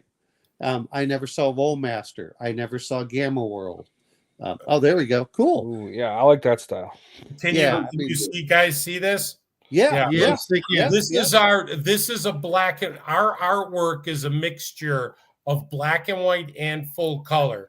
This is one of our artists. This is a rockworm in Arduin. So this is to give you guys a sample of what we're talking about here. Yeah. Now, we were talking about Dune earlier there, now. Yeah. This is what the new popcorn bucket looks like. Yeah. No. It looks like a fleshlight meets a popcorn bucket with so it's supposed to look like a sandworm. Okay, fine. It looks like a sandworm. It just looks like a fun sandworm. I don't know where you've been sticking your thing, but that's anyway. Oh, trust me, the second you see it. And I'll do this. to give you an idea of some of the other artwork too. Let me just. See, I mean, that's what I live for. Is I love the artwork, and then you next to it, and that was the thing that I think that I saw the what was it called? It was called Eye of the Beholder, or that documentary for D&D. Oh yeah, that's pretty cool. It was. We do have centaurs in our game. This is one of the Garatai centaurs. They're like a barbaric type of centaur. So they're mostly barbarian class. So just to give you an idea, if there's colorization with these, let me just see if I can. This may sound weird, and don't take this as any offense. Is I kind of like your black and white. I think that it's going to be a mixture of both. Sure. Okay. That we are doing. Are you going to do just? And I understand this. I'm probably asking way too much. Are you going to be doing color plates in the middle, or is it going to be color in black and white as you flip through? It's going to be color and black and white as you flip through the book. So it's not going to just be plates like the old ones. They used to have color in the middle. There's gonna be a certain theme, like we're thinking like chapters and stuff. Yes. Might have certain different plates, but here's another one. Some of this, believe it or not, this was a black and white drawing, and our art director colorized it. Okay, cool. It's a mixture of work. It's all original artwork, black and white that's colorized or black and white. We felt both was necessary. Me too, Mike. Yeah, I'm more of a black and white fan. Don't get me wrong. That is amazing. I like black and white, but like the colorized, I like when that's like super realistic looking. I don't mind. Like you said, it just depends on where it's in there. It's just it's just how I want to say this. If it is if you're going to be mixing color and black and white throughout the book, that may be kind of jarring for me. Whereas if you say, hey, this. Like if you're gonna say, the monsters in this one are gonna be color, it's not gonna stop you from buying it. Don't. I know. Yeah, you know me. you laugh, but you know what though is. How many books do I have? I have plenty of them. 4 years down the road, Omen's gonna be running running an Arduin campaign at his local area. I'm even gonna give you guys a preview of one that hasn't even been. Oh, cool. We're getting. This is well, they're all the one was a character race, the other one was a monster. So the centaur wasn't black and white? No, the centaur was not black and white. Just had no background. Wow. I love that stuff. Ooh, that's nice. Love that. Now that's I like. Gorgeous. Yeah, I really like that one. That's a good plate. Yeah. That would be a good plate. This is our forest giant. Yeah. That's gorgeous. Yeah, no, we feel strongly about our artwork. We have a lot of good artwork coming. And like I said, we spent quite a bit. The artist is excellent. We've got about 3-4 different artists with this. I'm trying to think of some of the other ones to show you. I know you guys, believe me, I know a lot of the old school, like the black and white. I think I got to show. Well, let me see if I can. So it's not that I like black and white. I just like it either black and white or color. It's hard for me when I get them. We're getting both, so we're like, why not? I think that it's. Don't get me wrong. As much as everyone likes 5e, I do like the Shadow will like 5e. This one. Oh yeah. Do you remember this, Shadow? Oh yeah. No, I like that. I blew one of these suckers away in the last game. Whoop. You know what? That is so theme folio. That reminds me of just like what they used to do in the theme folio. Yeah. So just giving you guys a concept of some of the artwork. Let me get another one here. Before you do, I just need to say goodbye to everybody because the medicine's kicking in and I need to go to bed. All right. Talk to you tomorrow, bro. Hey, Connell, thanks again for everything. I appreciate it. We'll talk again. I know we talked before. Shadow, if you wouldn't mind, give them my contact information for Discord. No. Thank you. And anytime you want to reach out, I'd just love to talk to you. Just talk. It doesn't always. No, and again, we're good with all feedback. Like I said, we're good with all feedback. I mean, we go by the beat of our own drum, but we listen to what's going on there. We've been listening, so we appreciate it. And to be fair, George, I mean, if you look at the number of games I have, it's fine because some things I say work with one game and will not work with another.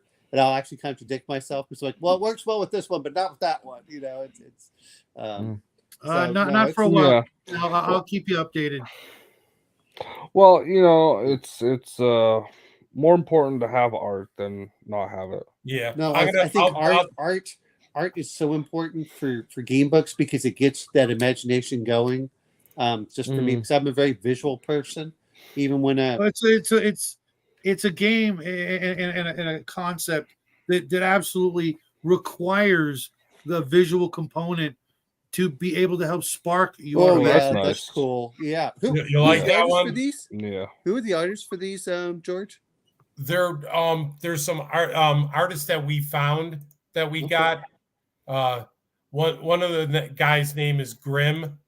Okay. So, and another guy is Alberto from Italy. So, awesome! I just think that they deserve credit for doing, Oh, we give them 100. They're getting full credit for everything they do. Good. It's but like I said, I know what you guys are saying, but we're using both. The book is going to have color and it's going to have black and white. Maybe some of the chapters and the book is going to have the covers obviously cover. But with the monsters, you're going to have some black and white, some like the giant. Most of the giants are all going to be color, like you saw there. Yeah. So they'll be in series, but we like the idea of the mixture because people like both. We have people, some people, they love the black and white more than everything, but they like the color. But then I have people who really love the color and they're like okay with the black. That's how you could have your edition wars. This version is in black and white. This version we're gonna have. We want black and white, and then the rest are gonna want colored. No. I'm gonna bring a little bit different. It's because we just like to play the exact same book, just the art. Hey guys, this one's color, but this one's the black and white version for the special edition. And, which one do you want to get? And you're like, I have to buy both. One version costs $500. I'm totally okay with the mixing and matching of color, black and white, because hey, I'm trying to give the guy a revenue stream here. that picture, the giant picture, for example. Yeah, the giant picture is awesome. That's a perfect plate. If you were to turn it into a black and white image, it wouldn't be as powerful. No. But what I meant was that it has to be black and white. Some of them work really well as plates. That giant is a perfect plate. Whereas the the monster doesn't have like a background stuff that works out pretty well. Just think of those like Omen, like for the monster manual. Like some of those black and whites. But the giants are going to be in the monster manual too. They're beautiful pictures. Yes. And just think of a book full of monsters, hundreds of them with all. And now, granted, we're not doing every single thing. Like when it comes to slime, oozes, molds, we may have one or two pictures because I'm not going to put green, gold, yellow, white mold. Mold is mold. No. It needs to be just representative. It's just like whenever you put down a beetle, you can put down all 6 beetles. You can just do like the one that's like, you just put. Oh, okay. Yeah. So, but we're going to put up Paul McCartney and you're fine. Yeah. But we're going to put as much as we can afford. Well, you do have parallel realities and whatnot, so you could have a page with the Beatles as like a cult or something. Correct. But no, you guys got to see a little bit of artwork that hasn't even come out there. Some of it's out there, but we just kind of show, we showed artwork in our last 2-3 posts to let people know, even though you're not hearing a lot, there's a lot going on in the background. It's just, it hasn't gotten to the point to come out yet. So George, I think it's like I talk to you like every 4 months or so. And I'm just no, I mean, because I don't really keep up. Whenever I get a chance to talk to you, it's like I just throw out like I'm trying to just understand, what's going Oh on there. no, it's absolutely fine. I don't mind at all the questions or different opinions. It's good. Like I said, we're not. You can't please everybody with everything, but if you make enough of an effort to make the best product, to listen to people and do the right things, people will appreciate it and people will support you. Yeah, I mean, I'm trying to decide if I'm gonna. I mean, it's not for me, but I may still support Bear's, heroic system out there, just to get that out of the way. And I got to support it just to get a character version of Jackie and I in yet another book. Okay, so, well, and yet another book. and no, I mean, with seeing what you're doing there, George. I mean, I'm waiting for it. Just talking, it's and we'll, as we get closer. Like I said, we may do a small Kickstarter this year with some other products, just because we've never done a Kickstarter and we want to do one to get our feet wet, so we're prepared for the big. And trust me, folks, I know a little inside. Not gonna say what. I might buy several. Just saying, I might buy several. So we have things on deck. We have things on deck coming. Well, like I said, we're putting a ton of effort, and like you said, artwork for both of you guys. We are literally sinking thousands and thousands. We're in the 5 digits in artwork, beyond 5 digits. Oh, I don't doubt it. 10,000 plus in artworurt. I don't think it's very easy how to much do. artwork costs and the amount that's required. Yeah. When you're looking at it, it's even. And to be fair, that's part of the reason that turned me off with Traveler was. I'm like, I want some production value when I buy it, because if nothing else, even if I never play a game, I still want to go back and read it and enjoy it. Well, you got to realize, Owen, back when Traveler first came out, it was it was probably on a smaller budget than Dungeons and Dragons. No. I understand all that. My point being is that, guess what? I never saw Traveler until it must have been at least the 1990s. Okay, that's what I'm talking about. They had time to do an update. So I'm not trying to knock it. I'm just trying to say that when I say the art edition could have come out. Yeah. And that's one of the reasons too why we are doing. I know I've said it with the black and white in color is because a lot of your old schoolers, the OSR, are going to really like the black and white. They're going to really adhere to that old school feel. But for us to also stay with the generation and grow, they're going to expect the color and they're going to expect certain things. So we're trying to, again, hit that middle ground where we can not just appease, but cater to all the different groups out there, but stay on our own path. So George, for me, I'm just going to say this. Good artwork is good artwork, and it's harder for me in many cases. Don't get me wrong, is I like the work that you showed for the giant and everything else. I don't feel it's the childish anime that I'm seeing more and more coming out, and I love the old theme folio style of artwork.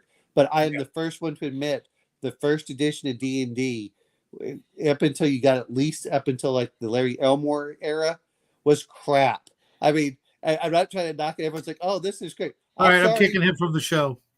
He's not wrong, though. But see, I don't have the nostalgia berries that a lot of other people do for a lot of things. I mean, I do have nostalgia for things, but I also go back and say, objectively, I'm sorry, the Beholder is basically.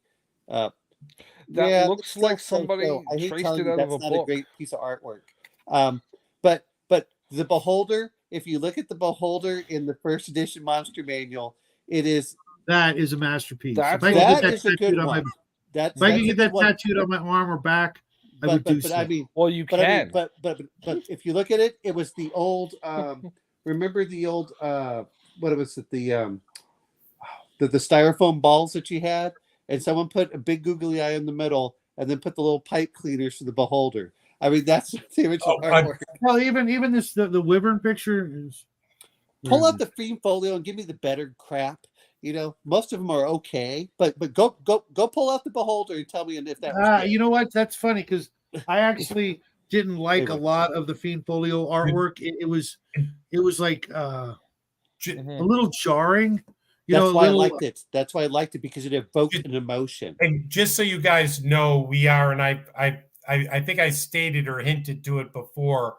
Earl Otis is going to do some artwork for the art books.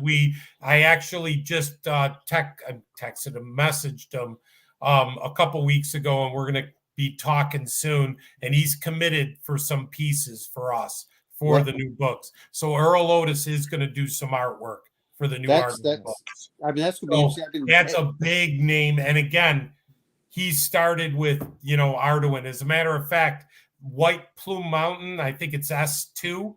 He did that overland map, the undead dragon in the corner, and he told this story to Dave and I when we were at GaryCon 2 years ago. He said when he did that, he did it as a homage to Dave Hargrave, the undead dragon. It was like Aragoth, the undead dragon's lair, when he did that overland map. And he said when he gave that to the D&D people, they had no clue what an undead dragon was or anything. He said that's how far ahead of the game Dave Hargrave was creativity-wise, because he knew what it was. Really, Cal? Stats, because Dave Hargrave created stuff like that, like this. But he said when he did that and he gave it to them, they were astonished, like, oh, an undead dragon? Really? Cool. So there's little stories like that. Earl was very, very proud telling us that story, that he did that as a homage to Dave Hargrave. But we're excited to have Earl Otis doing some artwork for us on the books. That'll make a big difference. At least, I hate saying it, is Earl Otis I've heard of. Arduin I hadn't, as of Earl is a big name in the industry. Yep. He did one of the original. Didn't he do the cover of the first volume? Yes. He did some of the original artwork in the Grimoire in the first cover. The one with the gray horror with the fighter. It's a very old picture. So, and he did the one with the what is it called? The Tunch, the Sturge-like creature. Mm-hmm. I'd have to dig it up in our archives, but yeah, Earl, he was basically 18, 19 years old and doing his artwork for Dave Hargrave back in the day. That's a lot of them started there. Mm-hmm. Mm. But no, I mean, that's great. I mean, I know, George, you can go on for hours. I know. I'm sorry. I know. No, I don't mean that in a bad way. No, I mean, because I've picked brains, and even when Shadow's been like, I have to leave, it's like we would talk for another hour and a half. So it's not like, I do appreciate the fact that you're very open about it on a public forum. Yeah. No, well, I can give away so much, but then a lot of it I got to keep close to the vest, especially with the system, unfortunately, because there's too many people out there doing their own thing, and they're going to take, and I've already seen some things from these other systems that are like, because if you remember like a year ago when I talked about the system, and I seen certain things that I talked about pop up, not saying, I mean, copying is the greatest form of flattery, they say for artwork and stuff, but I don't want to give away certain things because there are certain things. Shadow is aware of certain things, and it's like, we're not going to spill that because I think that would be really foolish. So I'm only going to talk to a certain point, and this is even rules wise where I got to keep it ratchet. Well, I mean, that's why we've heard from over the years, we've seen people borrow whatever you want to call it from other game designers in forums like this, and then try to rush it to print to beat them to the punch. We've seen that happen, and So George, that's kind of the reason that I just asked more general questions, because really you don't know what the system is until you have all of it done to say it, because it's not, you can grab little areas which you can't get an idea, but that's why it's like how you can do art, how you can do this, or you can look at a life path system, because particular rules matter when you get the whole, people forget. It's the totality of everything. That's why, Justin, I wish I could expand more, but I can, like I said. I'm not worried about the expanding. I was just like, because I think that's what Bo was getting at, was having the ability to look through the rules, like when they're available, when they're out, without having to also read the flavor text. And to me, because some people are like that. I'm the other way, like Omnow.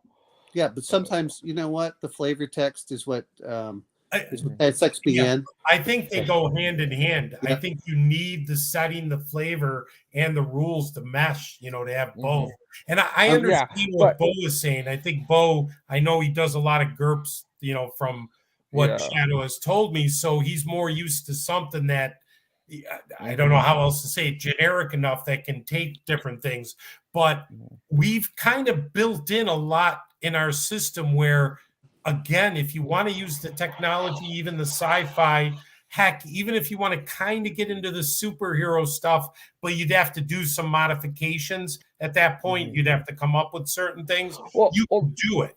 That's why I suggested, like, maybe a year or two after you've released this product, it's been on the market, have like you said, a core system where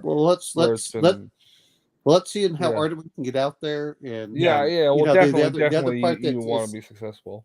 I mean, I want to. I mean, to be honest, is like sometimes I've seen people branch out too much. You're like, okay, you've lost the flavor of the original. Well, that's why we're definitely focusing to get this off the ground, and then we could always expand. Look into that kind of stuff. And that product wouldn't be for me. I would have no interest in that product whatsoever. But I think that's what Bo is getting at. Yeah, I'm having trouble expressing. I understand what Bo is. It just what's interesting, and this is nothing against Bo or anybody like that. That's the minority where a lot of people they want a setting, they want the flavor along with the rules. There's not too many who just only want rules. They want, well, what about the world? What about all the history? They want more. They want to know more about it. So I mean, I'm going to bring this up, which I have. I mean, I have a couple of generic, which I think I have the Cipher system. I have the whatever the one is the base of the Star Wars, which I have right over. I just don't remember it, and I've done GURPS. And at the end of the day, it's very hard for me to get it because if you don't have that real setting, it's hard for me to go, oh yeah, I really want to go into this one. I kind of go, it sounds terrible, but they can be great systems. They can work for everything, but right. But you're absolutely right though. GURPS is the only game where you can say, I don't want setting, because that's what the game is. The rules are that's what it was built by for. The actual setting. It was built for it, but what I'm saying is that you have to go by a setting book for it anyway. Is what I'm trying to say for it. Otherwise, because otherwise, there's very little there. Is going to tell you. Well, I have no problem with there being. Tell you what the rules should be. Yeah, I mean, it's great for players that are familiar with one to move on to another, and that's. But to be fair, this is for you, George, just because I know I'm a minority one in there. No offense, I have enough D20 pure D20. I know, right, systems. Cal? I can't wait to run it. And so for me, I would like to see a new system and say, oh, this is cool. Now, I don't take everything, but I mean, that was part of the reason I liked Free League. Oh, that's kind of a new. When White Wolf came out, oh, that was brand new. When Star Frontiers, which I know is not necessarily all the same, but because it was a D100, which I hadn't seen before, oh, that's cool. I like seeing stuff like that. And then some of them are just iterations of it. And it's like, okay, once I start seeing iterations, you have to hook me with setting. Otherwise, I'm out. No, and I fully understand. It just for us, we have some legacy, tie-ins where Arduin was always that D20. And I'm okay with that. But just to give you the reason, because we had thought of that too. Believe me, we had thought of going in a different direction, but then we're like, well, if we do that, you're going to become a niche of a niche, and if it doesn't catch on, you're just going to die. You're going to die on the vine. You know what I mean? It was like our decision to stay with 6. We're calling them factors, which are your stats. Yeah. Why did we do that? And again, I'm talking a little more in depth here. We did that because of the compatibility. One of the secrets of compatibility is no matter what the system, if my stats can match up to your stats, that core connect will translate to the rest of the system. So we did that to say, look, we're Arduin. It's always been a supplement of D&D. We are our own system, but if we use the same stats, so to speak, because Arduin had 8. The same structure.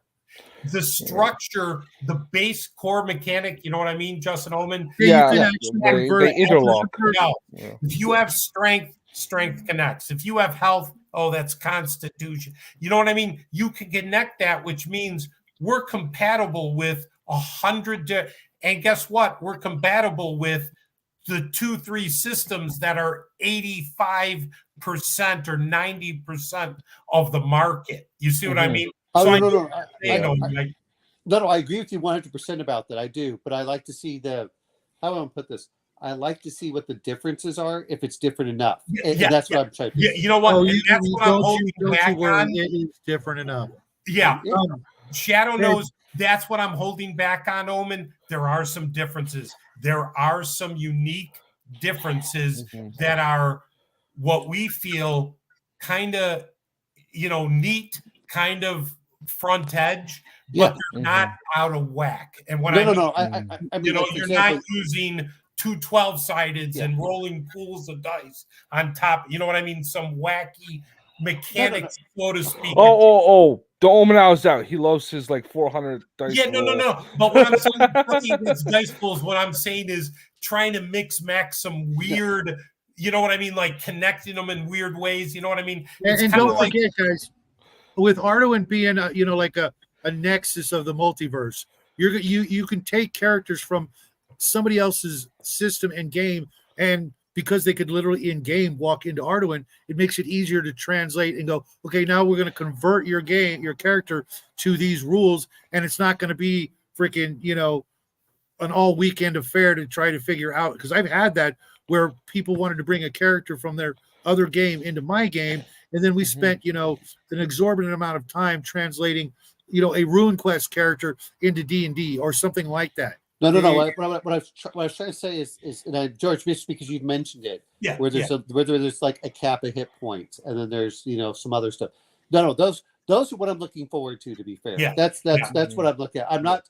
No, I know what you're referring to about this. And we believe me, I came up with a couple different mechanics that we were going to try, and we did play very early on. We had to get rid of a lot of designs because it was too much. We even did an armor absorption thing, and we threw it out.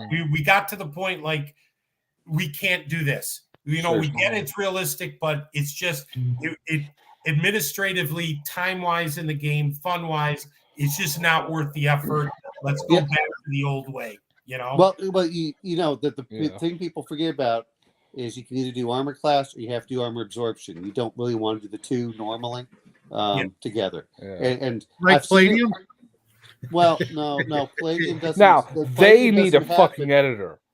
But no. Well, that's the other part too. Like what you're doing is, when they bring out the Teenage Mutant Ninja Turtles, part of the reason that I backed it was, one is I didn't mind it, but the fact they said they were going to clean up a lot of the editing, I said, well, that's worth it at that point. But the point that I was really trying to get at is, I've seen one system do it, but the armor class really only went from 10. It's from a 5e. It went from 10 to 14. It was very narrow, and then the rest of it was armor absorption. So you didn't have this, but the problem that I have with most of them is people want to add the armor class, which varies by a huge amount, with an armor absorption. I'm like, no, you can't do that. That's because that makes it You're just trying to make it an immortal character at that point. No, it's just hard. No, there's. I get very wary about. I get very wary about people who want to layer armor types because they're, trying to add armor to the risk of the game. I know. Well, it's not the. Like I said, I don't mind it in Conan, but it doesn't affect generally on how you hit. But if you're going to do a D&D, it causes other problems. It causes other problems with it. So that's I don't mind one way or the other, but you have to pick one or the other. Like you said, is you make the design decisions. It's a game after all. You've got to make it so you can actually move to the next step without a step taking 10 minutes when everybody else is waiting around the table for their shot. it's just too much work. Oh, I mean, it's not like digging a ditch, but when you've got a table of up to 8-10 people, you can't have little tiny minutes of bogging it down, because then people start pulling out their phone, or getting disjointed from the actual situation. So this is what we've noticed personally, which is the difference just between a 5e and a BX game. A BX game, most of the fights take about 5 to 10 minutes and are very deadly, whereas a 5e game, they might take half an hour or more. Well, actually, I'm actually thinking of Pathfinder. I've been in Pathfinder combats that took all of a Saturday. Sorry, Bruce, but it shouldn't, because at a certain point it's one thing if you can think tactically and you're moving and you're doing that part, but the problem I had with it was I don't want to just keep rolling dice to see if we can whack off enough hit points. Like you were talking about, when there's a limit there and you start putting in criticals, all of a sudden it makes combat deadly enough that it's fast. Arduin is potentially the deadliest game I've ever played. Yeah. So combats move. I mean, the combats will last. You will take, depending on how epic the battle is, it may be a half an hour, but our combats are fun. You enjoy it. It's tension filled. Some are quick. Some can go like this, but when we try to run stuff, and again, Shadow's familiar with this, we try to make it tension filled. We try to make it dramatic. The very first battle we were in, the very first game, it was life or death. There was no question that we were in over our heads. And in any other game, everybody would have just went, okay, we got this. It's like, no, we don't got this. We don't got shit. Yeah, Arduin play accordingly, because this could be a total party kill in the very first combat. Every encounter in Arduin, we play. Our game is different. Without getting too much into it, we're even from the first game, when you start your first level characters in our game, you're not gonna encounter 3 rats with 5 hit points each, because that's all your party can deal with. And again, I know it's old school gaming. I played it for years. That's not the intent of Arduin. You don't run into 3 rats. You run into, like, some of the creatures I showed you there. You run into some of those, maybe 3 to 6 of them, and you run into a battle royal where the party could get wiped out. So the party has to know when to run, when to do what it needs to do tactically. In Arduin, every encounter means something. It's not just because, which makes it more eventful, if that makes sense. Our battles are more epic. They feel epic, and you're engaged. I agree with you on that. I think the problem is too much of them is they think that adding hit points makes the battle more epic, and a lot of times it makes it no. It makes it a slog fest. What makes it exciting? Jinx, by the way, bro. Different creatures that have different capabilities and that are very dangerous. That's what makes it interesting. And what makes it interesting is every time you start a first level campaign, you're fighting goblins, you're fighting rats, you're fighting, the same standard low level stuff. How boring. How about if you run into something that you have no idea, like, what the heck is that thing that I'm running? Like that bug thing I showed you. I haven't named it or said what it is, but that would be one hell of an encounter to deal with. That thing's at least 8 foot big, as a body, 15-foot wingspan. It could wipe a party out, but it's interesting because it's different and it's not the same. And guess what? As a game master, we will teach you to say, throw that at a first level party. Who cares? Put them in over their heads and let them sweat and let them deal. That's why I liked when you said the bestiary was like 600 pages or something like that. So even if that's like a piece of art on one side and a description on the other, right? That's 300 monsters. Yeah, minimum. And there's going to be more than that. Yeah, like minimum, right? Because oh my god, I hope you're not like spending 10 pages on one monster. We probably we're going to have about 500 monsters. I don't see how we're going to get around it because I don't want to leave anything behind. Dave Hargrave, he did his modules and all the modules here. We're finding descriptions of creatures that he made. Some are different flavors. And what I mean is variants. I don't want to say too much, but different flavors of the same creature. Yeah. Well, they're variants. Yeah, all the spiders are going to be in the same section, even if they're all different types. But we want to give you everything. Some are going to be the same kind of monsters from before, but they're a little different in Arduin. But then there's a lot of new stuff that's going to be different. Well, you can ask these guys. Like, I'm a big proponent on very small books. I like things that are quick to get through and into the game, but not when it comes to the bestiary. When it comes to the bestiary, that thing better be this thick and a foot by 3 feet. And stuff. No, that's our flood. As I told you, the monster manual is the biggest of them all. It's going to be the biggest damn thing.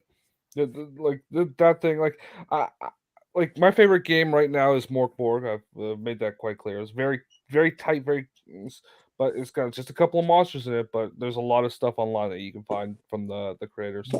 So I'm going to it's very the first one available, but this is the Warhammer Fantasy monster. Yeah. But the reason I like this is because it should be 3 times thicker.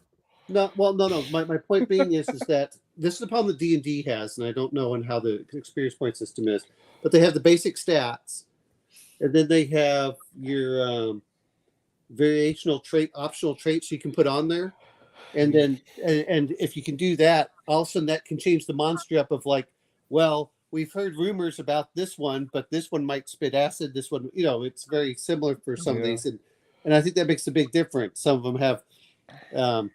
But that's one of the reasons I like stuff like that. And it did this, but the first one I actually saw was from actually the Iron Kingdoms. They had the traits down there where you could put like alpha and juvenile and hungry, and you put and once you put those templates on, it changed the monster. So now you don't know what kind. Your players don't know if they got a weak one or a strong one or like one with like a magic thing or something. Yeah. Always good to have those. And it instantly changes the monster. So now, like in D&D, they put a different monster. Well, 5th edition's the worst, but they'll put a different monster for each one. And this one, and again, I don't know how you're doing your experience point system, but if but by putting a couple of optional traits, all of a sudden, now you have now you've just created from one monster to about 15 different variations of the same monster. And we're doing something similar to that. Okay, good. Where there are variations. Dave Hargrave came up with variations just on his own from certain creatures, but we're going to add in there kind of different power levels, so to speak. But yes, we're in the same ballpark, but ours is a little different. But yes, monsters will have different variations. You'll have different flavors of that monster to keep the characters on their toes. You might have one that lives in the jungle, but that same creature, there's a variant that lives in the Arctic tundra. So there's a cold version of that creature.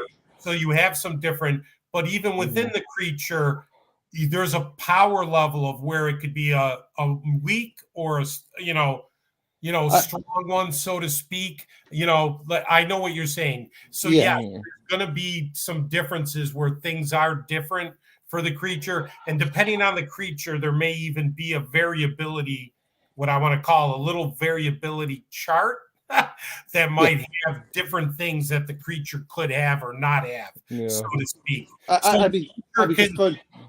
The creature, you can encounter it once, and then it could be very different the next time. And there are we have like that. But that's what I meant is by adding templates, it makes it very quick for Dungeon Master to create a new monster that way and say, "Oh, I'll just put this template on there," and boom, all of a sudden, a lot of the creatures, though, like I talked, like a jungle version or an Arctic, it's the same template except there's a couple different nuanced differences. Yes, you just pick this version of it. Yeah. Then we have some monsters. When I say like a small chart, there could be 6 powers or 6 different things that you could roll for. this subtracts this, adds this. It could be very minute changes, but it could be a big change. Like this creature has hardened shell skin, so it causes weapons to break on it. Where before one of the creatures did do that when the party encountered. Now this one has just that one thing difference is one hell of a different encounter when the fighter goes and his sword breaks trying to hit the same creature that they encountered 2 months ago. You know? No, I mean that's exactly it. So then it forces players to learn, oh, these have different templates, or how we can look at that. You know, I mean, but it makes them that they can't just count on, oh, these are just giant rats. They're no big deal. What big deal? Well, these giant rats breathe fire. well, these giant rats merge into one giant rat, you know, into one bigger rat. Yeah, exactly. And like I said, it's a different way of thinking with our game. We want you to have fun. We want you to enjoy. I know Arduin's been associated with Gonzo. I hate to use the term Gonzo so much. High fantasy. The second you put a flying shark in your game, it's Gonzo. I don't care, man. The thing about the game, though, it allows, when you say Gonzo, it allows the game, to me, the power level. Power attracts power. What it allows you in the game to do in Arduin is you can put things in the game that you would be scared shitless to do in any other game. Like, would you dare hand out a +5 Vorpal sword that has 6 different powers and that helps you to do this? And no, you wouldn't. Not in any normal game. You would crap your pants. In Arduin, go ahead. No problem. Let's do it. Because there is going to always be things in that monster manual or the nature of crit, or the nature that fighter who has that sword, even if he's 20th level, he still only has 55 hit points that his race and class gave him. So even at 20th level, he's still the same hit point as that first level fighter. Flesh is flesh. There are certain balancing mechanisms that allow you, and you know what that means, Justin Oman? You can have fun in the game. You don't have to hand out a +1 sword. Oh, yeah, thank you. You can hand out fun stuff that the players can use and enjoy, and the game does not become unbalanced. Okay. And that's a key ingredient for what we want to do. You know, it's like playing a game. Think of all the games you have, and they have all these wonderful items or technology and sci-fi games, and you never use 90% because you think it'll get out of hand. How about a game where you can just, I'd like to use that. I'd like to use, it's just like the World War II game. If it's in the book, it should be at your player's disposal. Yeah. Why can't I use Tiger tanks? Why can't I play with all the cool real fun equipment that causes a lot of damage? Because the Tiger tanks keep breaking down and get stuck in the mud. That's why over-engineered tanks. No, but you know what I mean? Instead of a Panzer I, I want to play with the Tiger tanks. I want to play with the fun stuff, so to speak. Look at that in RBG and say, why can't you have the +5 Frostband that gives you a force field around you that absorbs 10 hit points and that can also do a couple other things too? And people think, oh my God, what am I going to do? What are you panicking about? You've got monsters, you've got NPCs, you've got that same guy only still has 55 hit points. Oh, now he has 65. Give me a break. He still can be critted. He still can be nuked. Or guess what?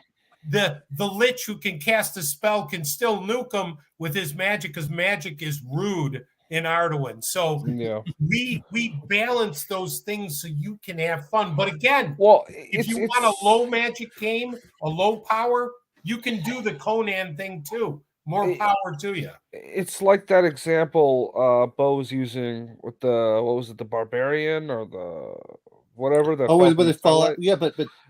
that should be like that character should die from falling off of a high tower. No. So you're thinking the wrong way. In D&D, once you hit 8th level, it actually says superhero next to him, and you're supposed to. I mean, the problem is that that's wrong thinking. No. The problem is he's not thinking that. But if you actually look at what it says in those, 4th level is supposed to be hero. And then 6th level is supposed to be a high level magic user. and that's not the way any of us think about when we play games. You know, Not when even you close. like when you read like 8th level, it's superhero. If he can cast magic and disintegrate, you can fall off the building and catch yourself. I mean, I hate saying that, but that's kind of the mentality for it. But again, I like a lower power game myself. You'll find mechanisms in the game to even keep the magic in check. Like I said, I'm just giving you bits and pieces, but when you look at the totality of what we put together, there are mechanisms that balance everything so that you can become powerful. You can have a lot of stuff, yet that high level 20th level party runs into the wrong group of orcs that have a shotgun, and they have some other things with them, and you're in one hell of a dogfight, and you're encountering, but these are Arduin orcs that might have a little few different things that can really put you for a challenge. Or you run into the Doomguard, like you said, Justin, the air sharks, which there's a lot of different variations where a group of air sharks is going to be one hell of an encounter for that 20th level group with that warrior who has that frostbite and that mage who has some powerful wands. I see air sharks. I'm just running. Air sharks, Doom Guards, it don't matter. Yeah, reality is broken. I'm out of here. But you want to have that fun. Yet that same guy, to go to Bo's example real quick, if he falls off a cliff, nothing's going to save him. If he falls off of 100-foot cliff, guaranteed he's dead. He is dead if there's no other thing available. You just threw away your character by just jumping off the cliff. Yeah. All right. Well, I'm going to head off, guys. It's getting late. Yeah, so. I got to actually shut down the show because I'm late. I'm sorry, guys. I know I can keep talking. No, George. No. Don't even apologize. You have a good night. I invited you for a reason, and this was fun. Justin, thanks for hanging out. Justin, man. Yeah, well, best of luck to you. Yeah, thank you. I'll see you tomorrow, Justin. All right. George, thanks again. Say hi to Dave and all the gang for me. Yep. I can't wait till the next time we get together. We'll talk. We'll talk this week. Or Monday. Anytime Monday on will be best. Take care, Mike. Thanks for showing up. Next time, Mike, I want you to join us. Okay, Mike? Everybody else out there who stuck around, thanks again. I will see you guys Monday. Yeah, Monday. Have a good night, guys. Party on all. Bye. Happy trails. Should I just leave or do you?